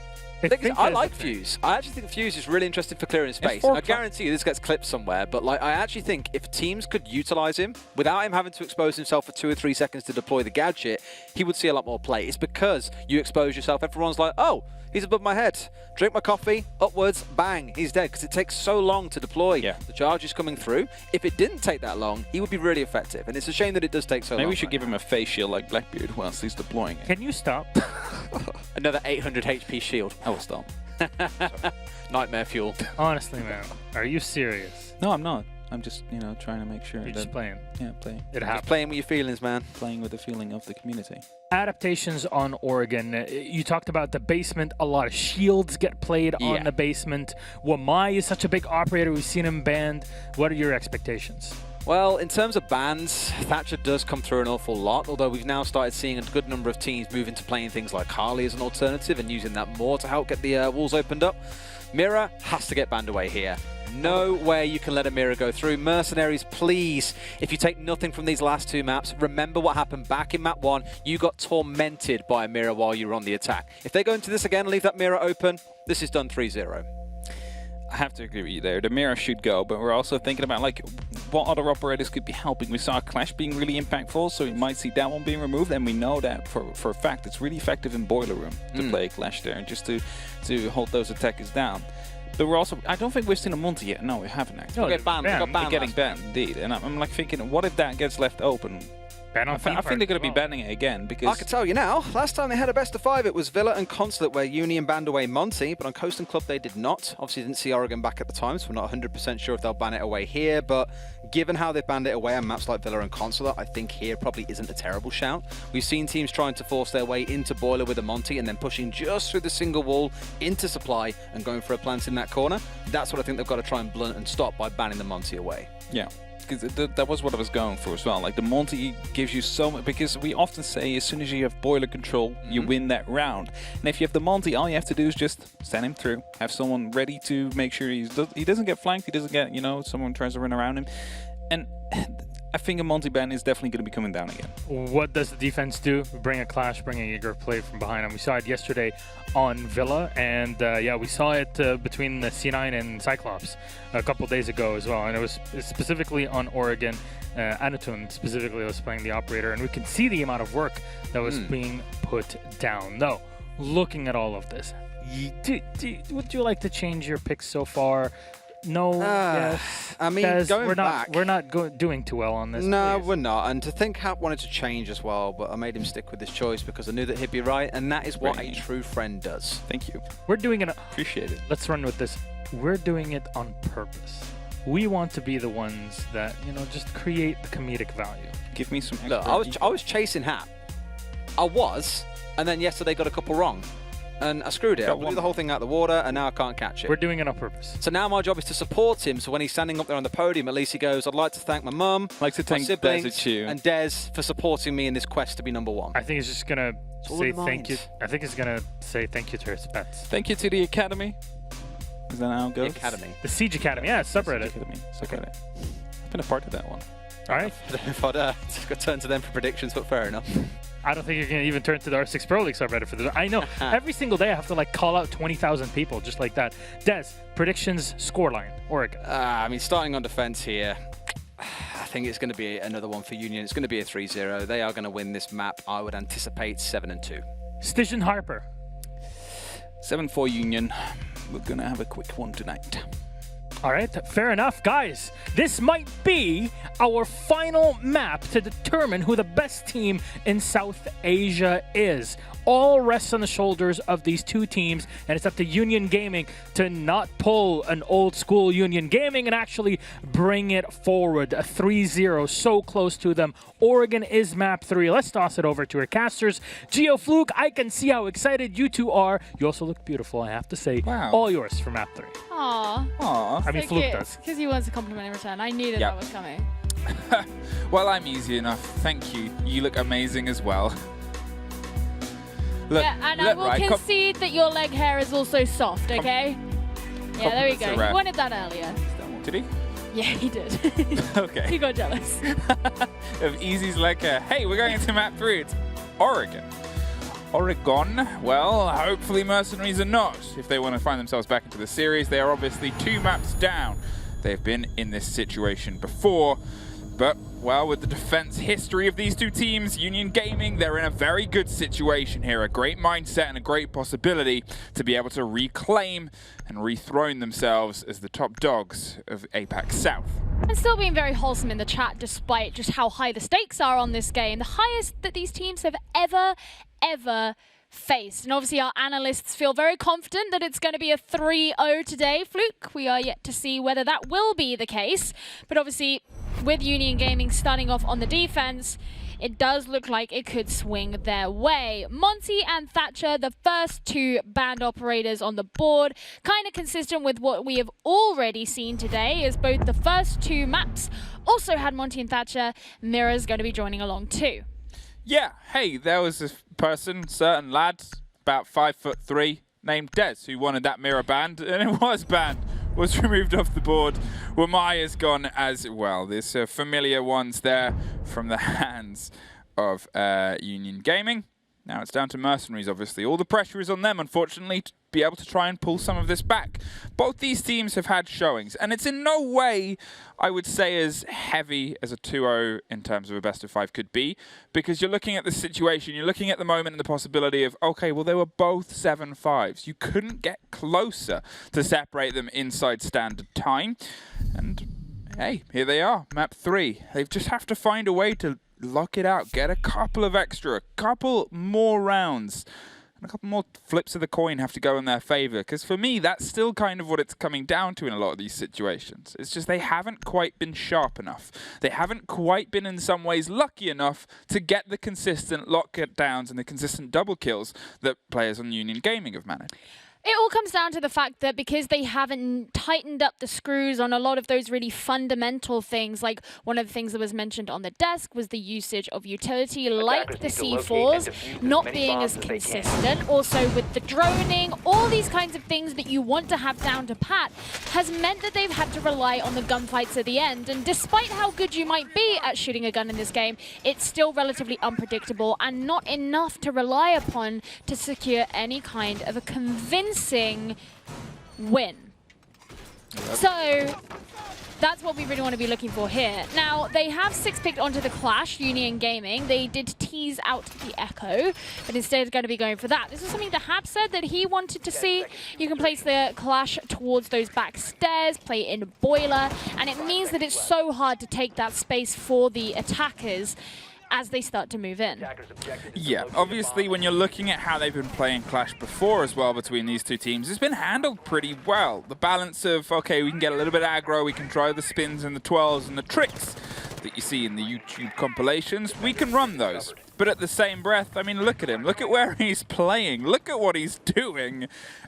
And, well, that's a method of being bold with a Clash. Running outside, trying to see them at the spawn and get them before they can even enter, and potentially just try and pull the players of MercenarieZ away from what they want to do, because, well, he's just going to stay here. He's baiting the attention of a Zofia, or the possibility of, obviously, the Ash to come through as well, or maybe even a frag grenade, just something to catch him. The thing that you have here is that, of course, that information can be transferred over to the rest of the attackers who now know that the Clash is present in construction and not necessarily as far back as they think. So you can take advantage of some of these other routes of ingress into the site and into the basement that may not be so heavily guarded. We do have EX7 present at the bottom of the stairs in pillars, and that means that he is pretty well positioned so that if the Clash needs to back off and receive a bit of healing, he can provide that, as well as, of course, guarding where those stairs are. Maverick in the hands of Maker has been a pretty formidable force throughout this playday so far, and is looking to start things off on Electric Hatch. Wants to get some pressure behind the Clash. As you said, it's the double-edged sword of we can play bold and play aggro with the Classics outside. Maybe she just doesn't realize that isn't part of the map and the internals of the building, but in the same way, you know where she is. You know how aggro they're being on that side, so maybe you might be able to apply some pressure towards Harry Potter. You might be able to bring some attention. Here's the Ash dropping down. As I said, they might. The Flash is going to come in close, and they're going to see if they can pop at the same time as this push. Doctor caught at the bottom of Harry Potter there by Beat, as they're paying a big heed towards the crossfire possibility. Ash wants to fire over the shoulder. Habana's shown up for the party too. More flashes are going to make Clash's job a little bit tougher, and Me7 and Maker get one apiece with a beautiful collapse down. Sparko battles back. That somehow didn't catch it first, but they at least had the wherewithal to bring it back the second time. It truly is the question as to whether or not, if you're holding an aggressive defense, you should fall back at an earlier point to what they did. Less than a minute was remaining when those players were taken down, as the smoke as well was pushed very far forward. Beat has, of course, returned back towards blue. I say back towards blue as if that's particularly as if that's particularly deep within the site. He's entered the building again. Yeah, it's like he's actually, you know, somewhere in the vicinity of the site, but so are the attackers as they push in forward. Sparko gets a 2K, and Union Gaming, they manage to secure themselves the round despite the fact that they had those devastating losses onto the Clash and the Jaeger just earlier on. Sparko saw one, killed two, collateral through and through, and I guess that's one of the mistakes that, to be honest, the two teams that these two beat to get here kept on making. They had these messy lines, messy firing positions. They wanted the ethics of trading, but couldn't quite work out how to situate themselves to make it something where it wasn't so, well, moments like that. Sparko fired onto one and got more than he bargained for, and was very happy with the results there. And if anything, that got them the round. Sparko, of course, the IGL for Union Gaming. We spoke to him yesterday on the interview. He was very happy to, of course, see his region be represented on such a major stage, and is now currently sitting at 3-0, just after the first round, which for the guy who doesn't play the entry fragger, not too bad. No. I think it was actually the message that I showed you all as well, where they sat down, they showed the game to their parents afterwards, and they were like, look, it's our region, and they were very, very proud. So I think that's... It's like me when I started casting. Yeah. Hey, look at that. Look, it's me. I took my grandparents. Oh, good. You wasted your physics degree and started talking about video games. I took my grandparents to a cast I did once, and they had no idea what was going on, but they were supportive. That's cute. Yeah. That's cute. Well, I'm sure the parents of all the players here are going to be super supportive as well, as, of course, after fighting for so long and working for so many years to get their region represented, and to get to this point, they finally found themselves here competing in a major, looking to be the champions of the South Asia region. And of course, Union Gaming are so close to being able to secure themselves that title, as all they need to do is take this map here on Oregon and it's theirs. Slow and steady is the method, as the approach here, as they make sure that everything is popped. Hasib is looking for blood. And, well, with the variety of positions we've seen the defenders take, they could be anywhere, even there, as EX7 locks down that opener. Again, he thrives on his defense. That is his kingdom, and that is where he wears his crown best. They're still droning him, still trying to get attention, but the heartbeat scanner is going to pick up that entrance there. And, well, that could just be another victim for a Pulse. Yeah, the doctor's only just down the hallway using the information that's coming in from that drone. And it actually looks like they're trying to set up some kind of pinch here, as Me7 isn't far away either. EX7's going to creep on out, but he gets stunned and completely ambushed. He knew that they were coming for blood, and they were coming specifically for him. And now that he is out the way, that means that a lot of the anxiety on the side of Mercenaries can be relieved, and they can move on towards the site. I loved the balancing of that utility there. As you said, they were coming together at the same time. They didn't overextend, didn't overpeak, and didn't overthrow themselves just into the lap of a man who's good at killing. They popped one bit of utility, and then the second swung around the kill. A beautiful synergy that led to a ballet of death. Now then, it's just a matter of seeing if they can actually collapse upon the site. Attic becomes a very big part of this, but, well, you've wasted a lot of time down below. There's only a minute left, and it looks like they might be trying to apply the pressure onto walk-in closet instead. The C4's turned and actually shot off, as his tail is very close to the same fate. Maybe didn't know how close Maker was there, playing around kitchen, but with walk-in almost entirely broken open, Sparko is going to get aggro at the door, go through the open breach, and almost go through a bar, but a misfire leads to a misplay and a mistake, as Maker gets one on the opposite side. Beat does find something back. But now it is only Beat in a clash who's doing her best to curtail the bodies that are screaming towards her. Draws one into the fate of Beat, almost draws another one, and Poseidon with a double kill and an unbelievable bit of synergy. It looked like it was really falling apart there for Union Gaming, as Sparko went all that bit too aggressive into the games room, not working out for them, but being able to claw it back in the end there, really some impressive stuff. It was naturally very difficult for the attackers, as they had to spend so much time down below ensuring that they got rid of EX7, who was in the basement. Then you had the problem that it was so hard to take attic control because the clash was present there, and despite the fact that they opened up the games room pretty quickly, there's only so much you can do with one angle. But Sparko made it a bit easier for them to be able to get at least that kill. But Union Gaming, they stopped the ease there, being able to pull things back at the end. And that's a second round for them, and in such wonderfully beautiful fashion. But such edge of your seat fashion. That's the main thing about all of this, is when you look at these past two rounds and you look at how close it was to going into the favor of Mercenaries.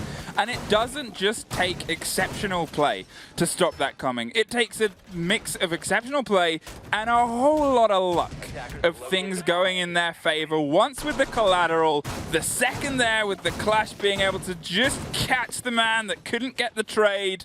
Beat was there too. If I'm going to compliment the synergy of utility that was used to close down EX7, I must also compliment the synergy of those two players on that second floor that made that round their own.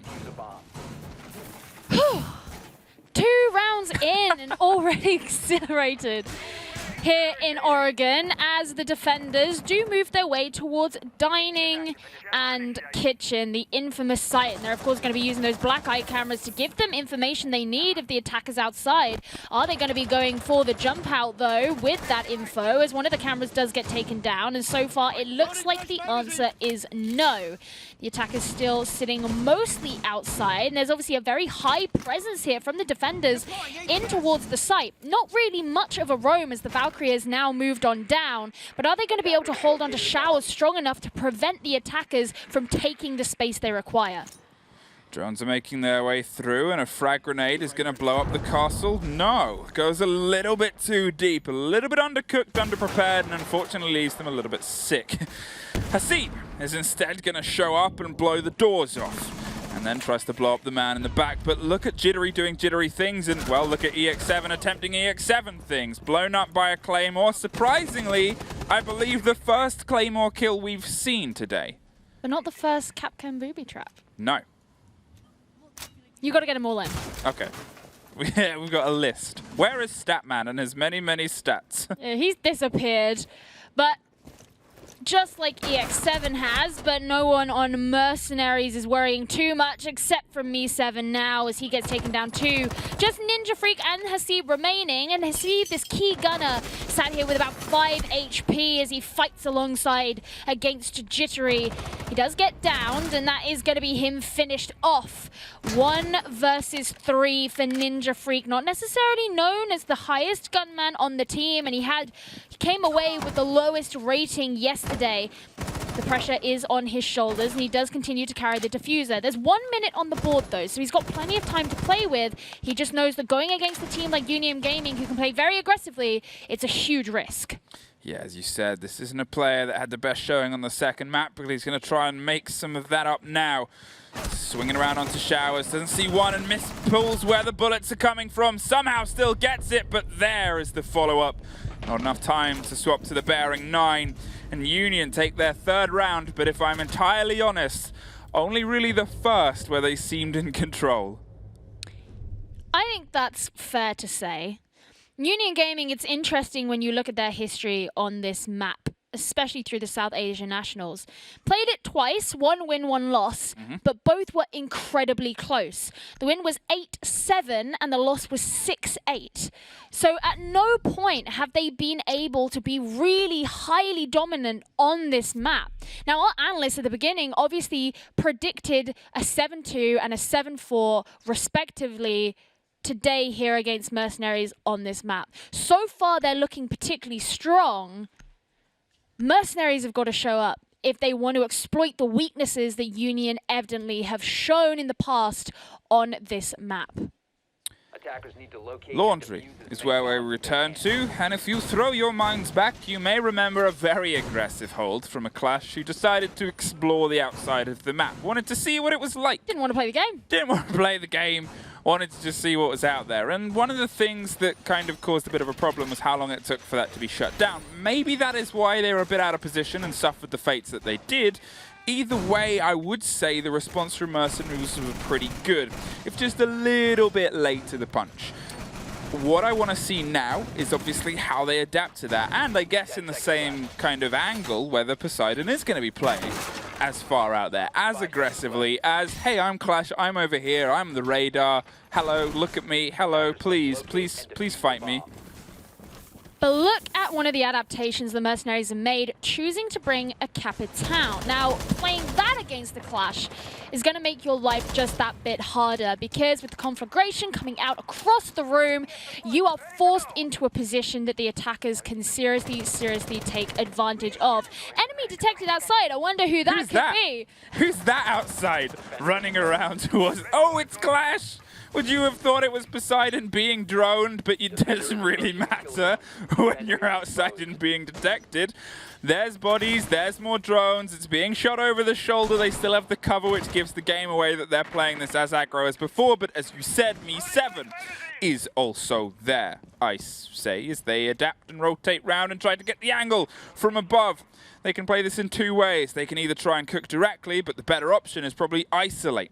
Put her in a more uncomfortable position. If she wants to be outside, fine. But we're going to force you further outside, and you are going to have to play to us. Decides not to play the game. Pushes through the fire, gets healed by the dock, and then, oh, I'm going to go back outside. Really wants to be seeing the sun. You are detected. I mean, does it count as a run out? It's more like a walk. It's a waltz out. A waltz. It's a waltz out. It's done to to a bar of 3-4. Yeah, it's and they're happy to keep there. That must be And now it must be like when you place an alibi. Yeah. It's that consistency on the screen as well, because they've already used a bit of utility. They're going to use a little bit more. This time, she's not going to throw herself in. She's just going to zap towards the Clash. They are burning as much utility as possible, but EX7 is going to open up on the other side. They do not capitalize upon the Capitao or the Hibana that's able to keep throwing flashes, and if anything, the smoke's going to come the reverse way, and Jittery is going to hit a double kill on the far side. Now it is only the Capitao alongside Doctor, who has so far not been able to find any semblance of ground in this Oregon. And nothing has had to force the smoke and the dock back from the positions that they had in blue and in pillars respectively. That means Doctor's really going to struggle to push down, not able to get the shot. He falls, just Me7 remaining, using the smoke to try and conceal his way in, but he's just got to take these random shots in. He can't even get hold of the Jaeger there, and there is a team kill that comes out for Union Gaming, but it doesn't matter. Just that one last player they had to get hold of. They were able to secure it, and that's a 4th round there for Union Gaming. Mercenaries struggling so much. And Fluke, one of the big questions that I have about that round, and I was gonna say it at the start, is maybe one thing they should consider doing is something we see in other regions where you actually see more of a push come in from the freezer and laundry side. You go and open up those hatches, provide that south side pressure, and it means that all of the presence you have up in the north is suddenly obsolete, or at least not as valuable as it is if you're making a construction push. But they didn't. They kept going against the Clash, and it's just like walking into a wall. And you know the best thing about what they could do if they decided to go for this laundry push is because when you see it in EU regions, it is very consistently paired with the fact that Capitao is banned. He isn't banned in this situation. You can get those arrows right to those choke points. If you're coming from the laundry side, you look towards long. If you're going the opposite way on Freezer, you can get the connector, you can apply pressure on the wall. You have Capitao on the board. You have a utility that is beyond phenomenal for that exact role, that exact push, and yet you're not using him. You're not looking at, as you said, the depth and the possibility. They want to build around blue, fine. They want to go to our spawn, let them go. We are going to go to laundry instead. Well, right now, we're not. No, well, now we're not. Now we're not. We're going to be going back upstairs. And this is the point where I'd usually be like, I'd have a look at where we've been before, and I'd say, okay, have they won this before? But no. Mercenaries haven't won any of the attacks so far on Oregon. They've really, really been struggling. They need to change things up a little bit here. And if you remember correctly, Sparko did go incredibly aggressive as Mercenaries were able to open up the games room, but they struggled to get control of Attic because of the placement of the Clash that was there before. EX7 went down super early because he was ambushed, but that shaved off so much time for the attackers that actually they didn't have all that much left to deal with everyone who was actually upstairs in the site. Clashes obviously was the tour de force they suffered last time. You can see Ash is trying to apply some constant pressure, but oh hey ho, that shoulder cover. Welcome to APAC South. So good at making sure that they have a little bit of just a bit of safety, a bit of another gun to keep themselves secure, and they're manipulating it perfectly throughout a lot of rounds. Last time we were here, it was so perfect that it won them the round. The combo of the Clash and the cover was what created that second round under their favor. If it had gone the other way, who knows where we'd be at. Momentum is a huge thing in the hallowed halls of Rainbow Six Siege. And, well, currently that is entirely in Union's favor, and if anything, from these past couple of rounds, it shows in Mercenaries being unable to get in as heavy and as hard as they otherwise have. Straight away, this presence of Sparko, or this positioning of Sparko, is very different. You can see him all the way up in the attic behind one of the shields. That's going to make it hard for the Maverick to move down. And there we go. Once again, the Clash taking that position as Sparko rotates back around. The games room wall being opened by the attackers. And this is all looking very familiar, other than the fact that Pulse is, of course, still alive. Something that at this point last time he was not. It's weird to see EX7 on a minus KD. He's been shut down very quickly, even with his favored operator of Pulse. And now he's in a situation where obviously he might be able to do something. Goodbye C4, goodbye Maverick. Save the life of the Clash. And well, they're going to actually try and pop as much utility towards them as possible. That would have been such a monumental kill to get. But unfortunately, saving Private Clash comes through. And well, Poseidon is back up in Attic to do the things that they were doing so expertly before. A man down, it's Maker and it's your Maverick, but Me7 is going to make sure that they keep up with the beat of the tempo. And well, the waltz isn't continuing. They can't quite hop up that short wall, and they're just going to zap them from range. And with Jittery down below in Classroom, it's going to make it harder for the attackers to move in from there, as well as it's going to be hard for them to move in through Attic. Hasib falling.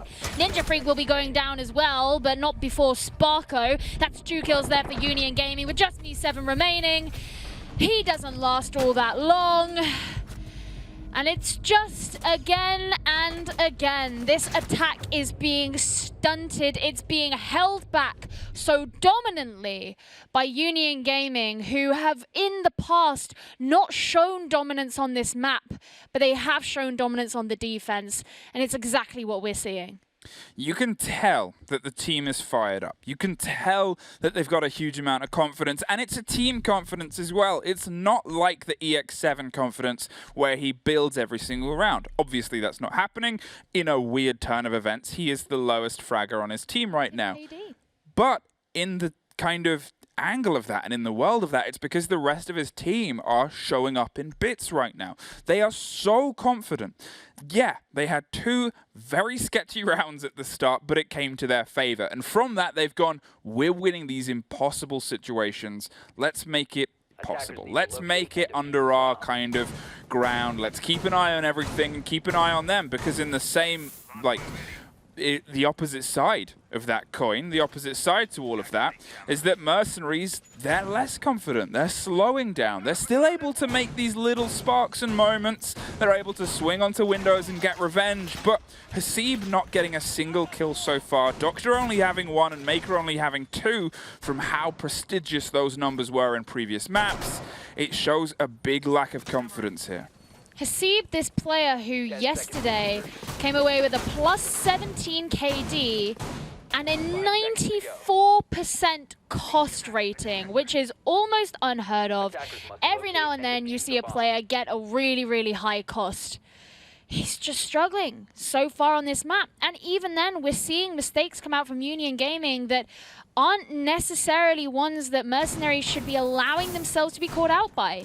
Just in that last map, having Jittery placed down below as the Jaeger to get a shot through on anyone who came in through Games Room instead of having one of the operators with a C4 is just another example of them not necessarily using their utility in the most efficient way.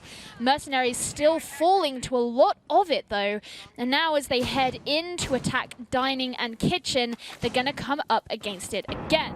There's present.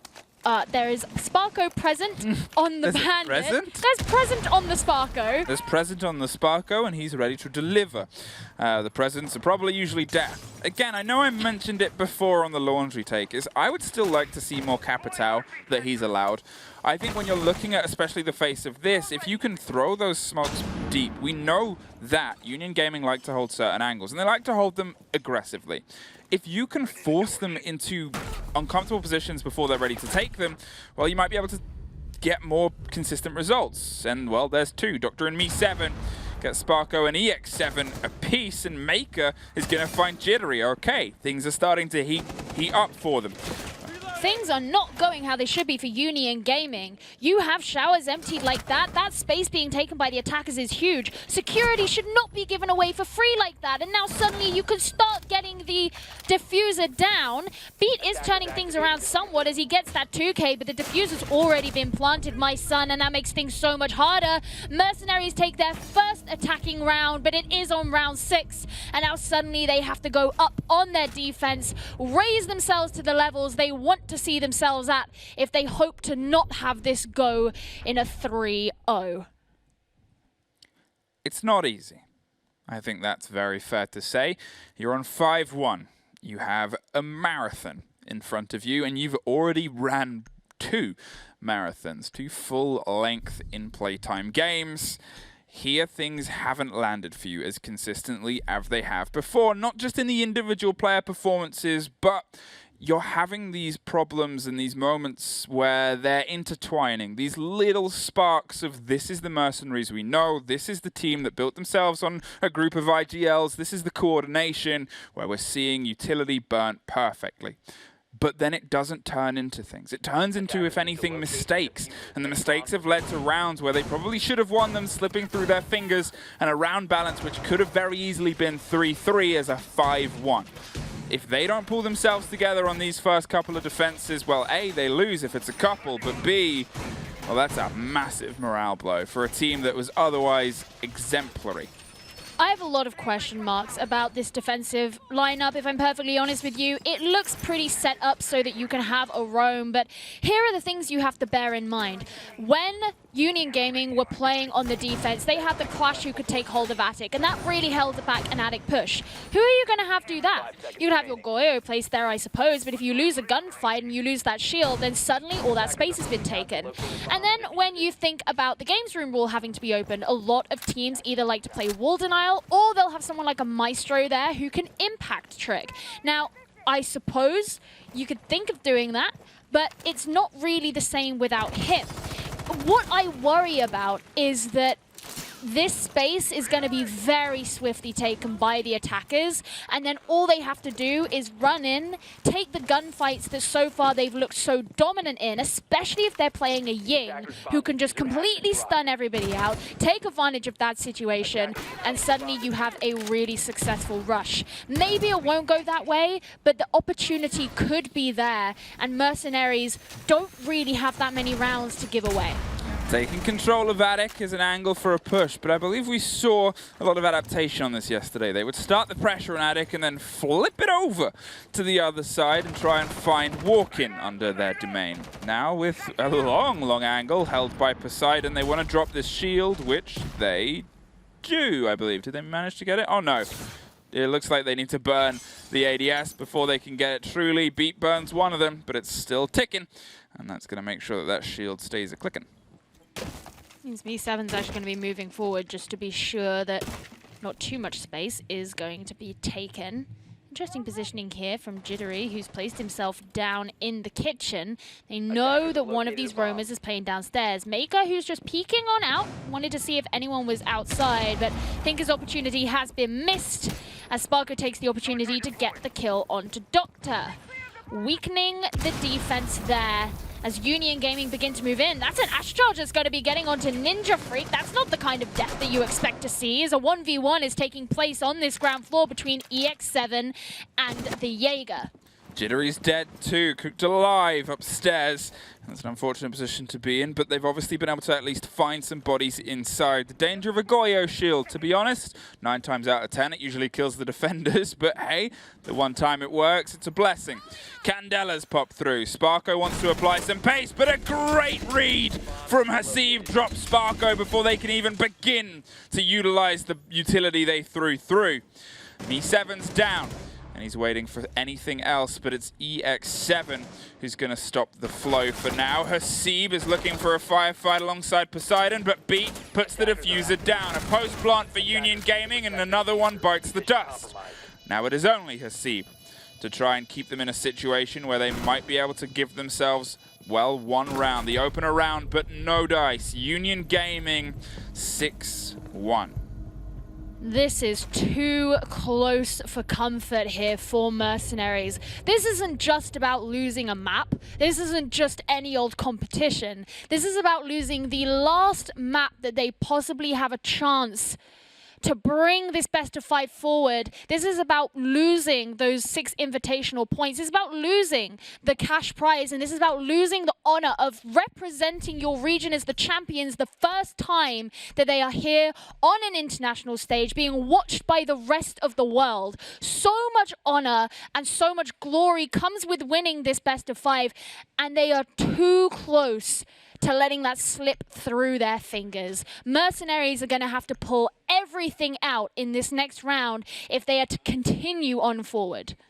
For me, one of the questions becomes a simple one of what is the map pool for these teams? Now, for those who are unfamiliar with MercenarieZ and Union Gaming, MercenarieZ actually only came together a couple of weeks before the Open qualifiers, before they could actually play themselves into the bracket, and then kind of took a lot of people by surprise, including themselves, to come through as the #1 seed. Because of that fresh level, sure, they know maps, they know strategies, and they've been practicing. It does mean that when you go up against a team like Union, that I believe is the longest running team without a roster change out of all of the teams we've had over this weekend. They've been together for a very long time, at least 3 years, some of the core all 5 years. They know the pools, they know the maps, and they can be very deep. What are you giggling about? I know you could learn a thing or two from that. No, you're right, and it helps you build so much synergy, so much understanding. This is a very aggressive stance here from Hasib, especially given that, unlike a Clash, you're not standing there with a shield, and you can't necessarily get away with doing that, and so he will be backing off very swiftly, not wanting to lose his head or his life in the process. Union Gaming heading in on the attack. Looks like they are potentially going to be coming in. Well, I was going to say through construction, but actually they've all moved out the way. Some of them still sitting in spawn as they drone in, wanting to be sure of what's going on, but Jittery, oh, he's not going to be a part of it anymore. And when you want to be getting open those hatches, losing your Maverick like that is not the loss you want. No, a big take there as the opener. Sparko's still alive with the Candelas. They're definitely going to try the lead. And again, I would still love to see Capital run out here because he's such a rare operator to be allowed in play on Oregon. From this point onwards, I guess, well, can Sparko survive actually throwing the Candelas down? Trading the defuse around, they look like they want to start breaking through onto the laundry side and go for the push here. You do have to split this towards Freezer 2. And, well, their eyes are on, but unfortunately, they got Carly that needs to do something first. EX7 takes care of the roaming Jaeger and gets some control here across meeting, and the drones are steadily making their way through. With only a minute 20 on the board, though, Union Gaming have to calculate their risks if they want to lock this out here and really make a statement with a 7-1. This is where they have to decide if they're going to make this south side push, especially given that without the Maverick, it will be harder to get the meeting hatch open. And it's looking like they want to be applying the pressure in through Freezer, where we saw one of the members of MercenarieZ situated. Whether or not they'll be able to hold their own. Doctor, he's going to start things off as he gets a shot there onto Poseidon, bringing down the Carly, but she's already done her job. So at the very least, you know that that is there. Sparko still has the Candelas in hand that he could be using, but EX7's not going to be part of the fight anymore. There's a trade going out for constant backwards and forwards like we always see. Candelas being heard, but 3 members remaining of MercenarieZ, and Beat has just a sliver of HP. Really curious as to how the Ying misplayed there. I guess it's the blazing bravery of a man to charge. Candela pops Ying and still find the kill in it. Obviously, that's 2 for 2 of Sparko misfiring on a very big bit of utility. And, well, there is no going anywhere near that smoke for Beat right now because that happens. Ninja Freak locks it off with the unfortunate smoke that goes through the wall, but it's a 6-2.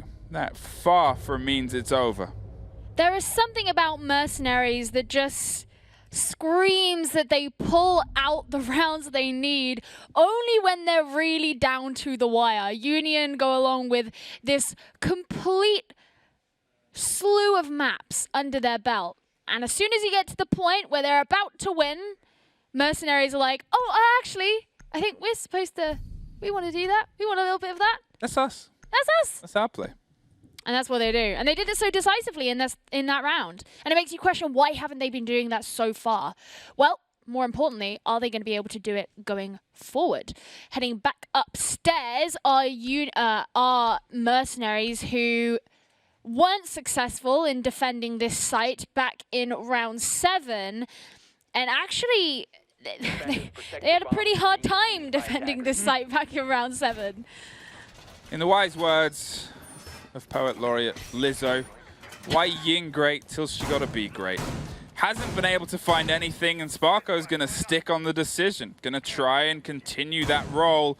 They've called a rehost in the prep phase. Again, I'm That may come back to us. I guess that's down to the admins to sort that out. But, well, I guess my questions with the Ying are, obviously, you're trying to make things come together here. You're trying to lead this as the tip of the spear and the tip of the push. And the rehost is confirmed. So we will be coming back. And I guess that's the perfect timing for Mercenaries. And in a way, Union Gaming. Talk about it, get your heads level, get yourself sorted, and go, okay, we've just lost one, but we only need just one. How do we confirm it? Yeah, I think for both of these teams, actually, this is a really ideal time to have essentially a attack pause, which, while it is, of course, a rehost, and you're bringing in... Ooh, you're bringing in the player who unfortunately disconnected, it does give you a bit of an opportunity to kind of slow down, figure yourself out. What are you going to do? Union Gaming know how close they are to taking not just the map, but the entire series, the entire match. And conversely, Mercenaries know how close they are to losing all of that as well. This is they desperately need this. Yeah, so that's the thing. So a quick technical timeout for them to obviously get their disconnecting player back in. It is a problem that has plagued a team and unfortunately has been a little bit plagued by other problems throughout this Oregon. As I said, it comes down to, for me, the idea that maybe this just isn't as comfortable for them. They seem a little bit less sharp than they did on other maps, and obviously the score dictates that. They are still a long way from being able to pull this to overtime, and they were much closer the previous games. It, to me, speaks of this idea of now they're being tested by a team that they were otherwise very well matching pace for in the opening 7-5s of this day to it just doesn't seem as comfortable. It certainly seems that way, and obviously a lot of the success of Union Gaming in this map so far has come from what has felt like very defined and characteristic strategies. Whether or not they were the best strategies, the point is they still knew what they were going for with things like the Clash. They still knew that that was their way of playing this map. Whereas so far from what we've seen from Mercenaries, it doesn't really look like they have a strong idea of who they are on this map, what it is they're trying to achieve on this map, what it is they're trying to do on this map. Obviously able to pull it back in that last site there as Union Gaming really dropped the ball in their attack. But even so, it's kind of concerning when it comes to the fact that it's like, did they maybe just not think that they were coming to Oregon, or is it just? Yeah, I mean, I think that was it their map pick? No, I believe it was. Was it Mercenaries' map pick? It Yeah. was. Oh, Okay. was it? I thought it was Villa was Mercenaries. No, I mean this is what I was thinking. Right? Oh, is yeah, one no. thing that they said on the desk earlier was, this is their map pick, you know, maybe you can start pulling it back and it's not going to be a 3-0. And you look back at Theme Park, which was also Mercenaries' map pick, and we saw how that went. Yeah. Obviously, you know, we've also seen that these guys are heavily defender favored. When they're on their defenses, both teams have had they've had a little bit more gumption, a little bit more of a certain je ne sais quoi about how they've decided to play. You and speaking French on broadcast is not a combination that should really be mixing. Every Learned time, that a couple of days no, ago. every time I go into it, I'm sure production are like, They're like, oh, what's he saying? what's he doing? What's he doing? Who knows what they're up to now? But yeah, they're missing something. They're missing that little cutting edge on their attacks, and when they go to their defenses, they've been in less shaky positions. It's been a 4-2 both times, and they've almost pulled it back. But in this moment, obviously, now you're looking at a 6-2. There's a lot left to do. It's a much harder fight. They've not been able to pull the gap back both times either way so far, and it's been less. It's more now. And, well, they haven't had that same chutzpah that they've had before. You keep saying words I don't know. You know, What is chutzpah? that? What's It's that? like gumption. You know? It's Yeah. like moxie. You know? Like having a good cut of his jib. You know? Cut his jib is maybe a phrase that you can use in other contexts. That are not what we mean here. But yeah, I just the whole thing right now, it's all so very close, and again, it's not even. I don't know. It's concerning because it's just like, look back at these teams playing together. We look at that best of 5 from the end of the South Asia Nationals, and it was so even. I mean, even though, technically it was a reverse sweep, but when you actually look at it, shut up. When you look at it all together, kind of holistically, you think these are two teams which are coming against each other. It really is like the clash of the titans. It's the two raging bulls running at each other and having to play that war of attrition. And today doesn't look like that. No. And I think that's one of the things about Union Gaming, is I know I've talked about how long they've been a team and how they've been able to do quite a lot on the scene, but for those who are less aware, they were apparently the giants. They were the ones that were expected to come in on the top spot. They unfortunately went down to the lower bracket. They were beaten by Kira, who they took pretty handily yesterday. Yeah. And then from this point onwards, I think to them, this has been we've been the best in our region for a while, supposedly, from what I've heard from the others in the region. We come into this stumbling, and we've got to kind of evaluate ourselves and go, no, we're the best team. We're the number ones. And for me, they've done that very, very well today. They want to assert who they are. Yeah. And I'm not saying it's over, because I believe the Mercenaries have been able to pull themselves back from situations before, but they just seem a little disheartened right now. They seem to not have that same vinegar of, we want to be the best. We want to be the ones that win this out. And it's, for me, boiling down to, they'll get the advantage. They'll get 1 or 2 kills as their opener, and then from then they kind of fizzle. Things happen, mistakes come through, and for how brilliant their openings can be and how consistently good they can be in those middle of the rounds, it's the ends where their focal point becomes distracted and disjointed, and they become a bit disheartened.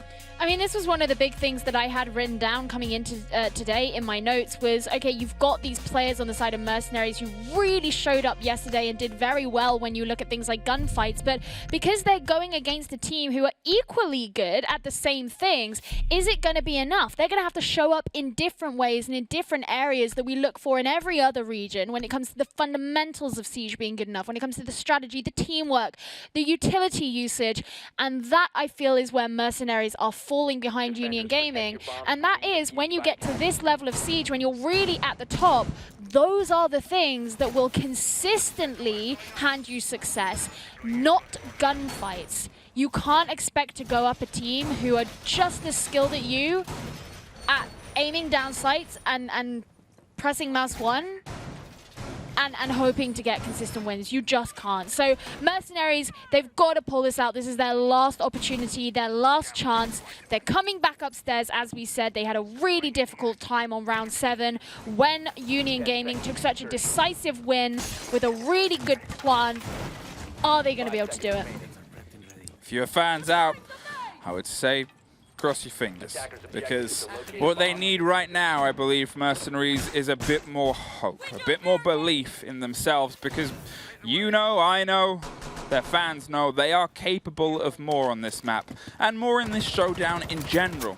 They just haven't come in firing full cylinders as Union Gaming have been able to. Quick swing into T2 as they start to take over the big tower and put pressure onto Attic. They know what they want to break open, and it's the same manner they did it before. They're looking to get this Attic control under theirs, and from then on you can go straight into the heart of Dorms. The changes that we obviously saw last time we were here was they jumped over to double window, got hit by a Goyo, and things fell apart from that manner on. There was a bit of a fray down below too, with, I believe, Maker on the roam, able to take 2 bodies by himself before Me7 swept up upstairs. From that, well, it seems like they're going to lead in with more. Doctor gets the opener, and Beat is already half health. Yeah, an aggressive entry attempt there from EX7, which means that he'll be taken off the board, and someone else is going to have to deal with Maker. It looks like Jittery is really on the prowl for that, as he's placed downstairs. Again, just like the Ash, not someone you want to be losing early on because of the utility that they do carry, and that is the fear that Union Gaming have to face here.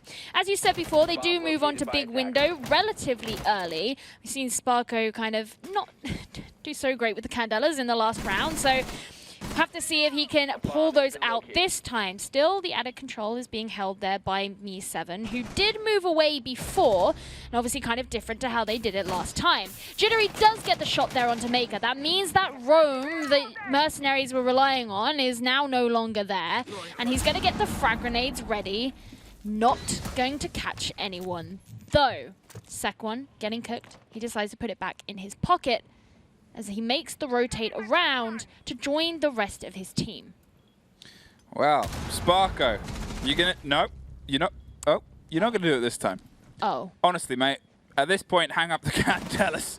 It's not working this round. It's not clicking. There are other things that you're very, very good at. And unfortunately, you just can't get them to land right now. Think of what else you can adapt. I'm still kind of begging for a Capitao because it's on the board. But I guess for me, it could be Mirror Theory. Maybe she's a more frequent ban here as you see her, Capitao often banned in EU on maps like this. And I guess it's, well, if they're usually not on, I use she because I'm so used to talking about Mirror in this context. If they're so used to it, well, maybe it's not going to work. They go for the push, they go for the pace, and, well, unfortunately, they go to their death. Hasib and Ninja Freak, one apiece. There's Poseidon getting at least one more, looks for another, but no bullets left in the clip. I mean, there's no extra joy to be found. MercenarieZ bring the gap to only 3 rounds, but that in no way changes the fact you're still on death's door. Looking pretty clean there were MercenarieZ, despite the fact that Union Gaming were able to secure the kill onto the Roma, which last time they did struggle with.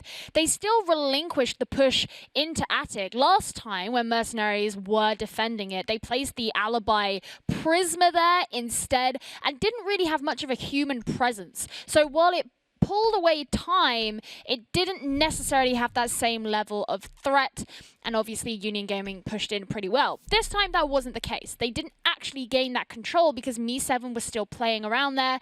Jittery, while he was able to secure that Roma, once he got to White Stairs, he really struggled because there wasn't much of an opening for him. They had to try and coordinate with those who were playing on Big Window to be able to find their push in, but with Sparko going down very early, it meant the Candelas weren't there. But you know what is there, and I know it's there without even looking at the screen because Fluke's dancing around. It's a Capitao. Yes, Sparko.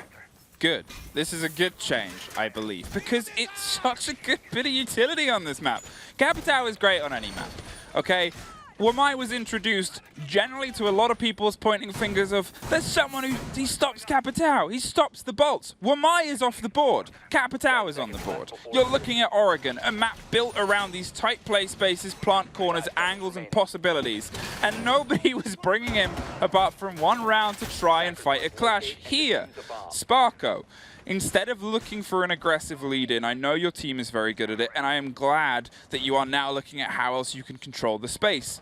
Capitao is a good option, because what it can stop doing, or what it can stop your opponents doing, which we know both teams are happy and capable of doing, is aggressively swinging into utility. It's how you've met your end 3 times, is you trying to throw utility and them shooting against you. This forces a much more uncomfortable fight because of the timings and angles you can offer yourself. Well, he did take a little bit of damage there, but he is still standing. However, he might not be if Doctor can secure this kill out through the window. Moving back a little bit though, so right now it doesn't look like he's in trouble, but Jittery is the one who will find himself in that situation. Down is the Maverick, down is the Blowtorch, and down are those frag grenades. And that means if you want to start opening up those walls, you're going to have to rely on the Hibana. Closely we'll be working together with the Kali, I suspect, as those mute jammers are dotted around, and we did see one of them get removed just then. So it still could be a chance for Union Gaming to open up into this site, but they are going to have to deal with the clash, which is something that MercenarieZ haven't really brought out before. Heavy vertical is still in the hands of the defenders, and they're waiting to let Union Gaming kind of fall into them. Obviously, Clash is on the board too, so it becomes the lockdown, but with now Maker just the only bit of pressure left on the second story, well, no longer. Vertical is starting to fall into the hands of Union Gaming. They've got to make sure it's clear with drones and eyes first, so there's still a good 20 seconds left to bring us just under the minute marker for them. But from that point onwards, the execute can come down. This, the 3rd site in a row, this arguably the weakest site in MercenarieZ playbook, and this the one that they need most desperately to win, because if they take this, they're looking at swinging back onto sites they are familiar with and have already taken. Sparko with the Capitao is swinging on the corner, but the deep roam has come out and is instantly swapped.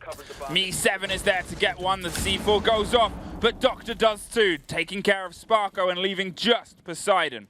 Kali, a huge gun and a small SMG doesn't quite land, and Me7 takes Kitchen. These are the problems that you find yourself facing when you don't approach this site from the west in any way. Such a one-dimensional push being made there by Union Gaming, and it was especially poignant that they did lose the Maverick early on, because it meant that you couldn't come to those reinforced walls on each side of the site from those various angles, and you had to deal with it in that way. Of course, then you've got the clash present. You send your IQ on a kind of flank, a little bit of a detour, so that you can get whomever may be in a security. Fine, you secured that, but because you haven't droned out and you don't know that there's someone else down the showers corridor, they get you in the refrag. All of it a little bit of a mess there from Union Gaming, and slowly this lead is starting to slip away from them in what could be a redemption arc here for Mercenaries that they desperately need. But for Union Gaming, they're so close to everything that they've craved in their careers so far. They don't want to let this go now. I think that's the thing in Union Gaming's mind. Let's talk about mentality for a second. Something Jesco loves to talk about. Jesco. Hello. You know what's quite funny is when I came to the studio, obviously I'm here as a stand-in for the talent that unfortunately couldn't make it. And everybody's got water bottles with their name on. There wasn't one for me, so they just put my name over Jess's. So Jess, I've stole your water bottle. You're lucky she likes you, otherwise. I know. I'm very lucky that she likes all of us. She's scary. She scares me. 6'4". Why does that make you lucky that she likes everyone? Because I don't know. I just might fight people. Union Gaming. 6'4" she is. 4'6".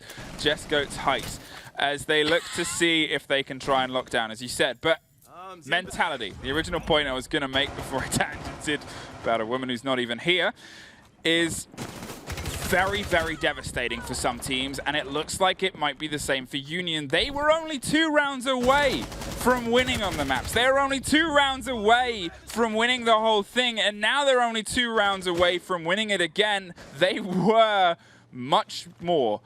There was many rounds. Now there is less. That was going so well. It was going so well. Just like the roam that Maker was playing on. You put this man on an operator like Vigil, you send him off on his roam, and he'll be able to bring down 2 of those really, really key players on the attack. We spoke about how we wanted the Capitão. As soon as he gets brought out, suddenly he is eliminated off the board because there is a player like Maker on the defensive side. This makes everything look so much more clean cut here for Mercenaries, who still want to be defending. Well, they still want to be defending, but they want to be defending successfully. Both of us are struggling right Is the point that I was going to make. I'm very hungry. Keep going. I'm super hungry. I'm with you. Maker, bring me some, make me some food. No. Continue playing your game, because you're doing really well. And he's hiding from drones at the moment. But Poseidon could catch him out. Does it make it worse that Maker is roaming around the kitchen for your hunger? Oh, don't say the word kitchen to me. Now he's looking for any potential bloodshed that he can find. Maverick may be caught unaware here, and I think that's one of the big problems we talked about and have seen devastate teams before, is a lack of droning. There it goes. Poseidon just having an amble and having a trip. Does put a lot of bullets into Doctor, who's now on a fraction of health, but well, you're in a 5 versus 2 now. You were on a 6 versus 6-2 or a 6-1 in terms of round, and now it's been 3 successive in a row, looking like another as Maker, well, they are feeling all the aggression they need to. The bodies come in towards them very aggressively, and they can't even fight the man that's right in front of them. Mentality was the game I talked about at the beginning of the round. There was a bit of a timeout, and you have to give a huge amount of credit to the mentality Mercenaries have picked themselves back up with. Whatever halftime oranges they had, they're doing the business. Halftime oranges, what is that? Did you never play Sunday League football? Do I look like someone who plays Sunday League football? I don't like to make assumptions. Yeah, well, the answer is absolutely not. No, I didn't. But no, you are right. it is a testament to the fortitude of MercenarieZ. They've been able to pull themselves back from the, I think it's fair to say, rut that they found themselves in on this map, so close to seeing everything just fall away from them. And they really are bringing themselves back into the game. And I think that was a really peculiar attack from Union Gaming as well. It's something that we saw earlier on in the series where you know they're aromas, but you spend so much time trying to deal with them, and you still haven't been able to deal with them because Maker was up doing his thing for the entirety of the map. And by that point, you just haven't even had the opportunity to see the site, let alone try and put down a diffuser or try and bring down the anchors who may be present in there. And it's poor pacing, it's poor decision making, and it's something that Union Gaming need to get back into the zone that they were in before that was giving them so much success if they are to continue guaranteeing themselves the way forward. So maybe one of the first times, or one of the rare times, I should say, in this showdown where we don't see frag grenades in the hands of the attackers. They've opted for utility burn, they've got the claymores to watch the roams. Do you think bringing a roam control operator could work very well here? A nomad or a gridlock? Something to either provide the sound and the smokes that these operators could if they want to go for their plant game that they have in the hands of the gridlock, or if they want to lead into their gun skill more, a nomad. Lock off with the air jabs and lock off some angles, because if you're going to ignore large portions of the map because of possibilities and you're not going to be playing as tight, well, why not double down on that? It's something you have to consider, especially given that Sparko is back on the Ying, and it's something that hasn't really worked out all that well for him so far.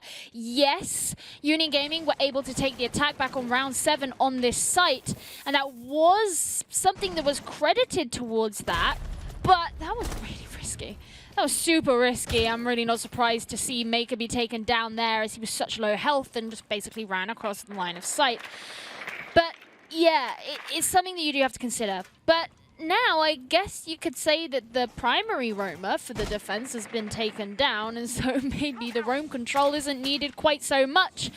And if Sparko gets the Candelas to bring some value to the team, then maybe you hit 2 birds with 1 stone. In that instance, goodbye Haseeb. Nice shot there from Jittery, getting it straight through the angle of the doorway. And he's going to make it a 2K as well as he brings down Ninja Freak 2.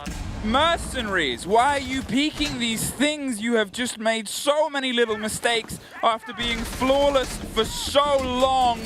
Doctor is under the rain of hellfire. A Candela supplies, finds Poseidon, who has yet again been caught unaware, and a C4 gets beat, but a second too late. A post-plant that means everything for MercenarieZ is what is on the table right now. Fires the one, and Sparko is there, but Union keep the pace, keep the trade, keep the game, and keep the 7-5s rolling. We thought this was going to be a long, long series. After everything we knew about these two teams, their histories together, everything they've been through, and yet, Union Gaming show that despite the adversity, they still have it, they can still pull it through, and they prove for the first time at this level for their region, they have what it takes to declare themselves the champions. APAC South. Oh, unfortunately, there can only be one winner. I think all of you should hold your heads up. 3 7-5s in a row for your first ever showing on a major broadcast for a roster that came together only a few weeks before the qualifiers themselves is an insane amount of skill, and a great thing to have as a sense of pride, because you deserve it, MercenarieZ. You played unbelievably yesterday. A few mistakes led to a few demises a little bit early today, but at the same breath, you took it to the current champions. I know we will be seeing so much more from this region. Oh, some insane talent on both of these teams, and actually on the other 2 teams that didn't make it into the grand finals that we saw yesterday. So much that this region has to offer, and it's like a treasure trove, a diamond in the rough that so many of us around the world have not had the privilege of getting to see, and today we really, really did. We saw the best of what South Asia has to offer, and I just know that there's so much more for them in their future. Now, Now we have the moment to bask in all of this and bask in the success of a region for their first time shown and for the last time for this region today. I will throw it over to our analyst desk as they stand already on camera. Thanks so much, Gio. Fluke, the grand final best of 5 series for the first time ever in an international setting, I guess, even if it's being broadcasted from our studio here in Paris. Still, we get to find our #1 team in South Asia. The entire region comes together, and a victor will find in Union Gaming 3-0, but 3 close maps, 7-5, 7-5, 7-5, mirroring the same storyline, even so many possible comebacks that could have happened from MercenarieZ. Same thing that we saw in their online nationals. It just goes to set up, doesn't it, that we had 3-2 going one way the last time, and this time round it's a 3-0. And yes, MercenarieZ have had a couple of changes. We heard they had a couple of players that they had to swap out given the age restrictions coming into this, because money is of course on the line. But it goes to show that, as the guys said, they can still compete, they can still come into a grand final and put on a good show. It's a shame the scoreline says 3-0, because realistically you have 3 maps going to 7 and 5. They did put up a good fight. Was it scrappy? At points, yes, but I think every single player can be really proud of how they've done in this game. They can indeed be very proud. And again, the defense just being so strong of Union. But I want to say they didn't only have to swap out players from like before this all started. We also saw some swaps during the games, and that can explain some of the inconsistencies we have seen from MercenarieZ side. May that not have been the case, we might have had a totally different scoreline right now, because I don't know when the last time was that in a big event teams had to swap out players in between maps. The last time I remember, it was actually my first Siege event, and it was Falco still playing on Penta Sports. Yeah. So take you back to year 2, season 1, so season 4 of the game. By the way, for everybody watching at home, this is the trophy that you're taking today. The box of wonders, I call it. The box of wonders. Let's see, maybe it's a Pandora's box. It opens up so much for the future. Union Gaming, the victors of South Asia, and they win a decent chunk of cash and a lot of SI points as well that can get them to 6th Invitational. Money, points, and a trophy. All of this is pretty darn good at the end of the day for playing a few games of Siege. I'd love to be paid that much money for playing a few games of Siege. Same. I would get to talk about the game. That is very true. We do get to talk about the game instead and talk about other people's fortune, which is never a bad thing. Fair enough to them. And I think the key thing to remember is that although watching this game there were some scrappy moments, we spoke about the droning earlier on, for example, being a little bit messy. Every single region has a timeline that it's moving down right now. Time during which there will be development points where the scene steps up and improves a little bit more. These guys are really early on in their journey here, and you will see them get better. I guarantee you, the next time they appear on the big screen, you are going to see massive improvements. And I, for one, am really excited to see this raw skill from players like EX7 and Hasib really get nourished and see what it can do on a bigger stage next time round. I have to agree with you. You see the potential inside these players, and you can only wait until it's fully being unlocked into this region, and when they finally get to cross against other regions as well, see how they hold up. That will be an interesting watch. I cannot wait. I know a lot of players right now that are watching might be Middle East, North Africa players, and they themselves are waiting for their own chance one day. I definitely hope so. For now, we'll have our South Asian brethren that can actually walk on forward, and hopefully, if everything goes well, they can qualify to the biggest stage of them all, and seeing them finally on the big stage, playing, competing against the best teams in the world. This is where you build your pedigree. This is where we saw APAC starting their first ever run, end of 2017. This is where it all started, and look at how strong APAC is nowadays. You've got to start somewhere. And speaking about APAC, look at the last 2 SIs. Fnatic, Norengo last year with the big one. They can make it to this sort of level. It doesn't mean it's going to be easy. It doesn't mean you're always going to make it into that spotlight of being in first place. They have yet to really achieve that, as we've seen. But it's about the opportunity. Without opportunity, there won't be the opportunity to exist, right? They need the kind of groundwork to support them, and this is a great start towards that. And qualifying for the 6th Invitation, of course, also allows you to test your skills against literally every other region in the world. You get to jump on a plane to a nice place called Montreal. That would be nice. You're going to Montreal, and it's in February, I don't want to spoil anything right now, but they managed to get 275 points, and that will put them onto, right now, the 13th to 16th spot of the 6th Invitational standings. Meaning, if they can keep this up, we will see them in Montreal. That's pretty huge. You're playing for a lot. You're playing for your pride, as your region, but you're also being a pioneer, right? No one has ever done that. You're playing for the magic box too. No one else has done that before. Exactly. We didn't touch it much. We made sure it's clean. Honestly, I had to come here, I love but how we that's probably had about 6 or 7 different members of staff from production, from Ubisoft coming in here with like nano fiberglass and cleaning it. As if like when they disappear out the studio, we just grab it and like, yes, get dirty again. And yeah, you got one right Should I there. clean it up a bit more? I'm always ready. Just to be So give it to Hap, and while we talk, Go Hap ahead. can make sure it's nice and clean. Polish it forward, please. We're going to send this over to the Polish players. it. Oh. Thank you very much. Well, Hap, in the breaking that, meantime, you know, yes. we have an interview, so keep going. Oh, okay. Keep going. Let's keep have going. a quick chat with one of our victors. Sparko is ready for it. The put him man up. himself. Let's put him up on the screen. There he is. There he is. Sparko, congratulations to you, the rest of your squad, Union Gaming, and the entirety of South Asia. For the first time ever, will get a champion, and it is you guys out of the APAC major. Thanks a lot. We finally did it. I can't believe it.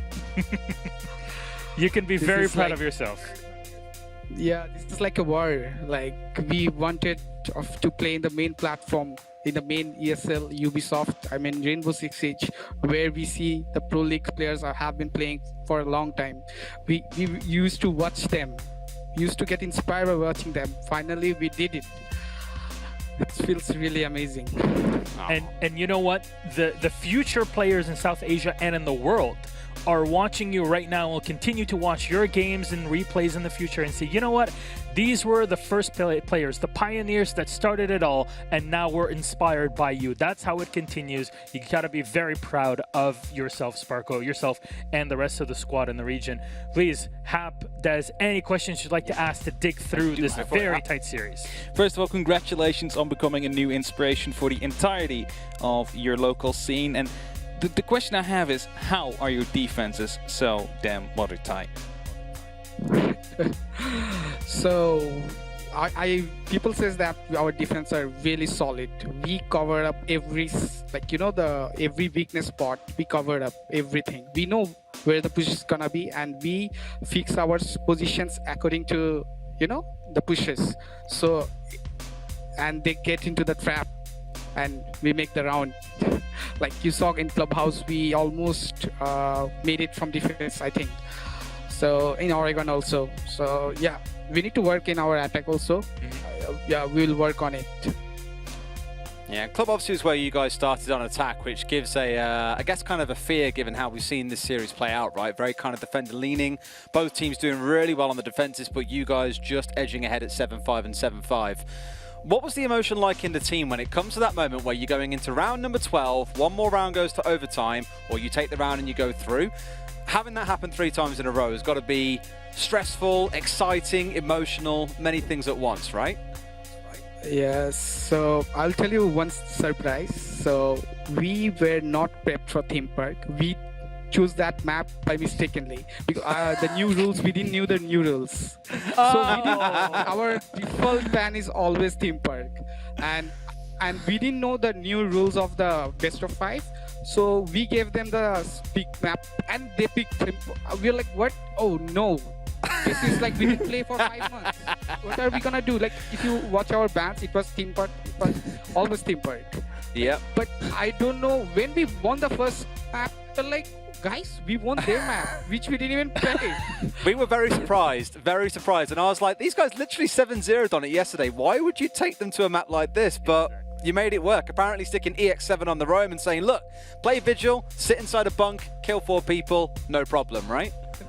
It's a goat. He is the GOAT. Very much so. And you know what? If anything, FaZe Clan had the same thing when they played against G2 at the Rio Pro League Finals in 2018. So yeah, there you go. You'll be joining one of the greatest teams to ever play Siege in that storyline, I guess.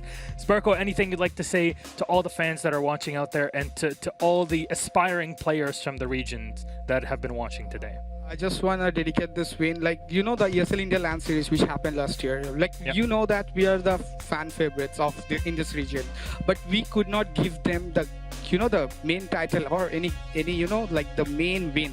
We couldn't. We used to choke in the final. I don't know what used to happen. We used to go LAN. Something used to happen in other local LANs also. But this time we made make sure like we did it. Like in South Asia National, when we lost because of map advantage or playing like 11 hours straight, we were exhausted. But this day, best of 5, it's a new day. We were prepped. We know we are gonna make it.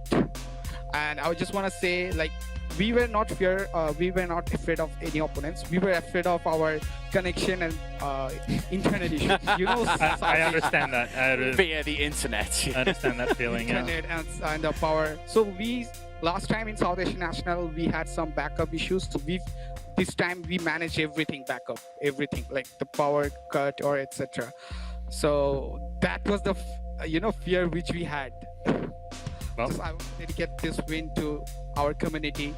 This is the first time South Asia. All the players in our community is amazing. They are very pleased to join you guys. Like the South Asia community is very happy to join the main Rainbow Six Siege platform. That's what I gotta say. we're so happy and proud to have you here. We're glad that Rainbow Six can be, a stage and a platform that you guys can be playing on. And we hope to see more regions joining in the future. You're only one of the, I guess, newer ones. Finally, APAC in general also entered a couple of years ago, and yet here you are, finally being able to show off your skills. Should be very proud of yourselves. You got your winnings in prize money, you got your points for 6 Invitational, and you have your trophy. We have it right here for you that we'll be mailing. I clean it up for you. I'm sure Hap will give very special care to that until they receive it. Spitshine or nothing. I expect that, Steinhappers.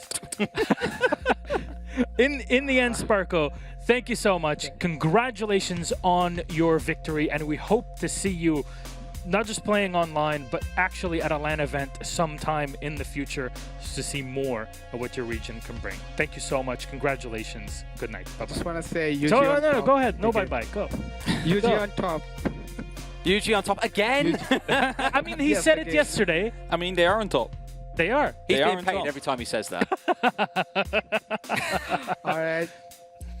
Thank you later, very much, Sparko. Sparko. Thank- Bye-bye. Goodbye. Thank you. Thanks for the interview. UG on top. Not too UG on top. UG on I'm top. with it UG now. on top. Okay. I mean, yeah, we should have been on it before. I was on Whoops. it. I'm happy to be pleasantly surprised. Yeah, I mean, we did it on purpose. Yeah. Let's take a look at our caster predictions. Can we not?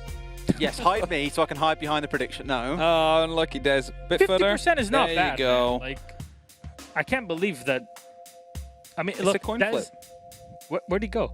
He's hidden. Des? They're trying to Des, get that him with the true? camera above. I'm trying to see. You see my shoes creeping in. It's not really working anymore.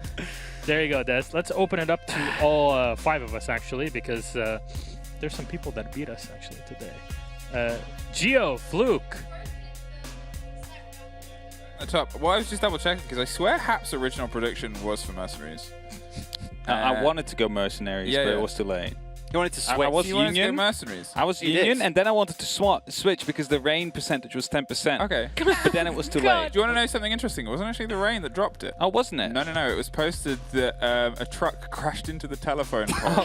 How much bad luck do you out need? the back of his house. Okay. He checked the wrong forecast. That's what he posted. He should have checked the Check the truck stats for percentage. truck driving into a telephone pole. Those stats, as we all know, do You exist. are a poor excuse for a stat man. If I'm those are- sorry. I'll do Check better those for the stats. next matches. Mother Nature and trucks crashing into phone poles. Crazy how nature does that, I have to say. Guys, let's take a look at our schedule and bracket for tomorrow. Again, bracket is very simple. It's just 1 best of 5. We still have 2 best of 5s to go, 1 for tomorrow and 1 for Sunday. Wildcard will be playing against the Pittsburgh Knights.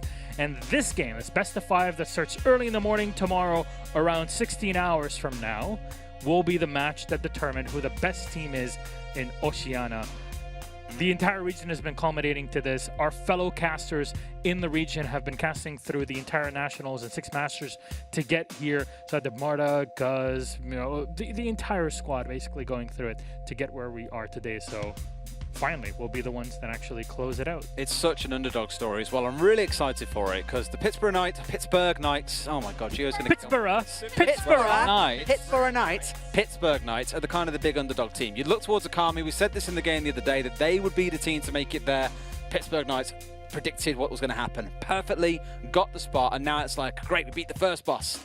and now he's transformed into something 3 times larger. So Wildcard are a big team to beat. We mentioned they went to Tokonami, were 1 round off beating the eventual champions in Na'Vi.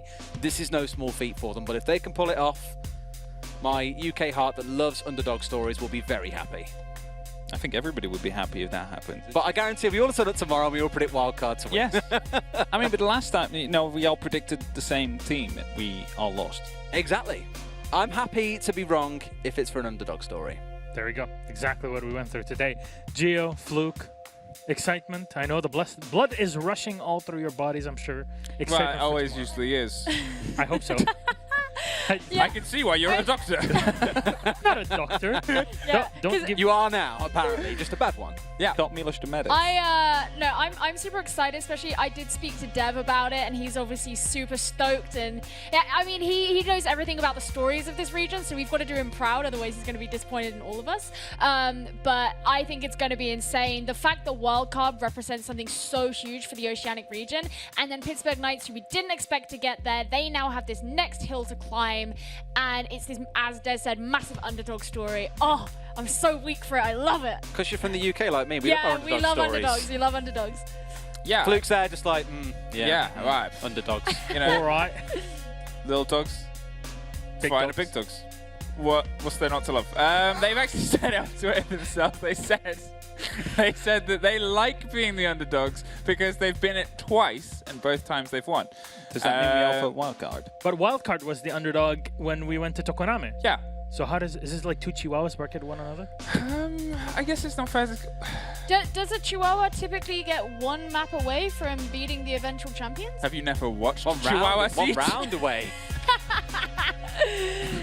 I like that idea. We'll call Yeah. it It's like Honestly, we can got there be bed. I want to see the puppy bowl equivalent of Siege. We're not going to mention Yeah. Baird until Sunday. Don't worry. Oh, The show on Sunday will be completely about Baird. I can All tell you bad. that much. okay, All good. will be bad here. all the time. All Baird. These screens, all bad.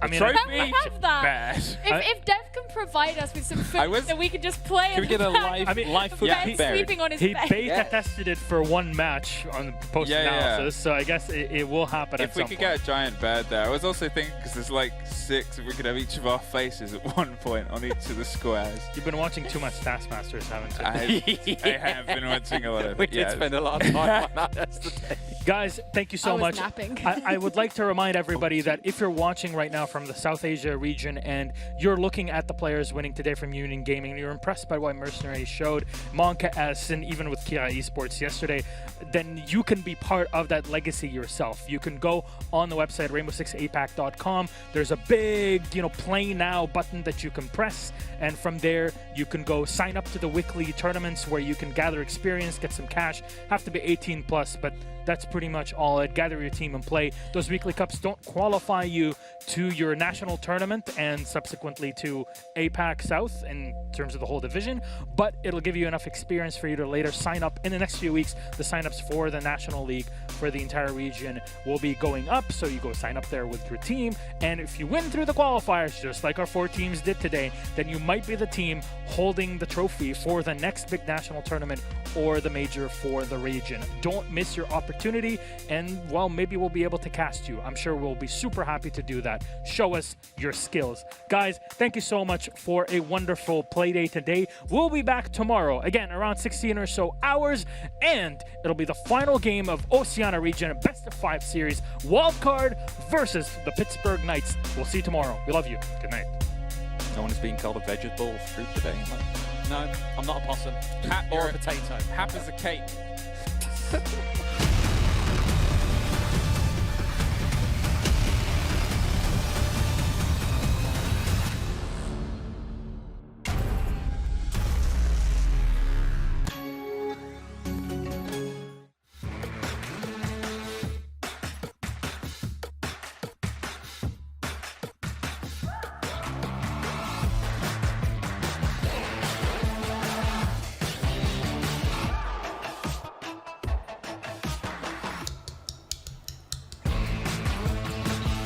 Nice shot for me. Perfect.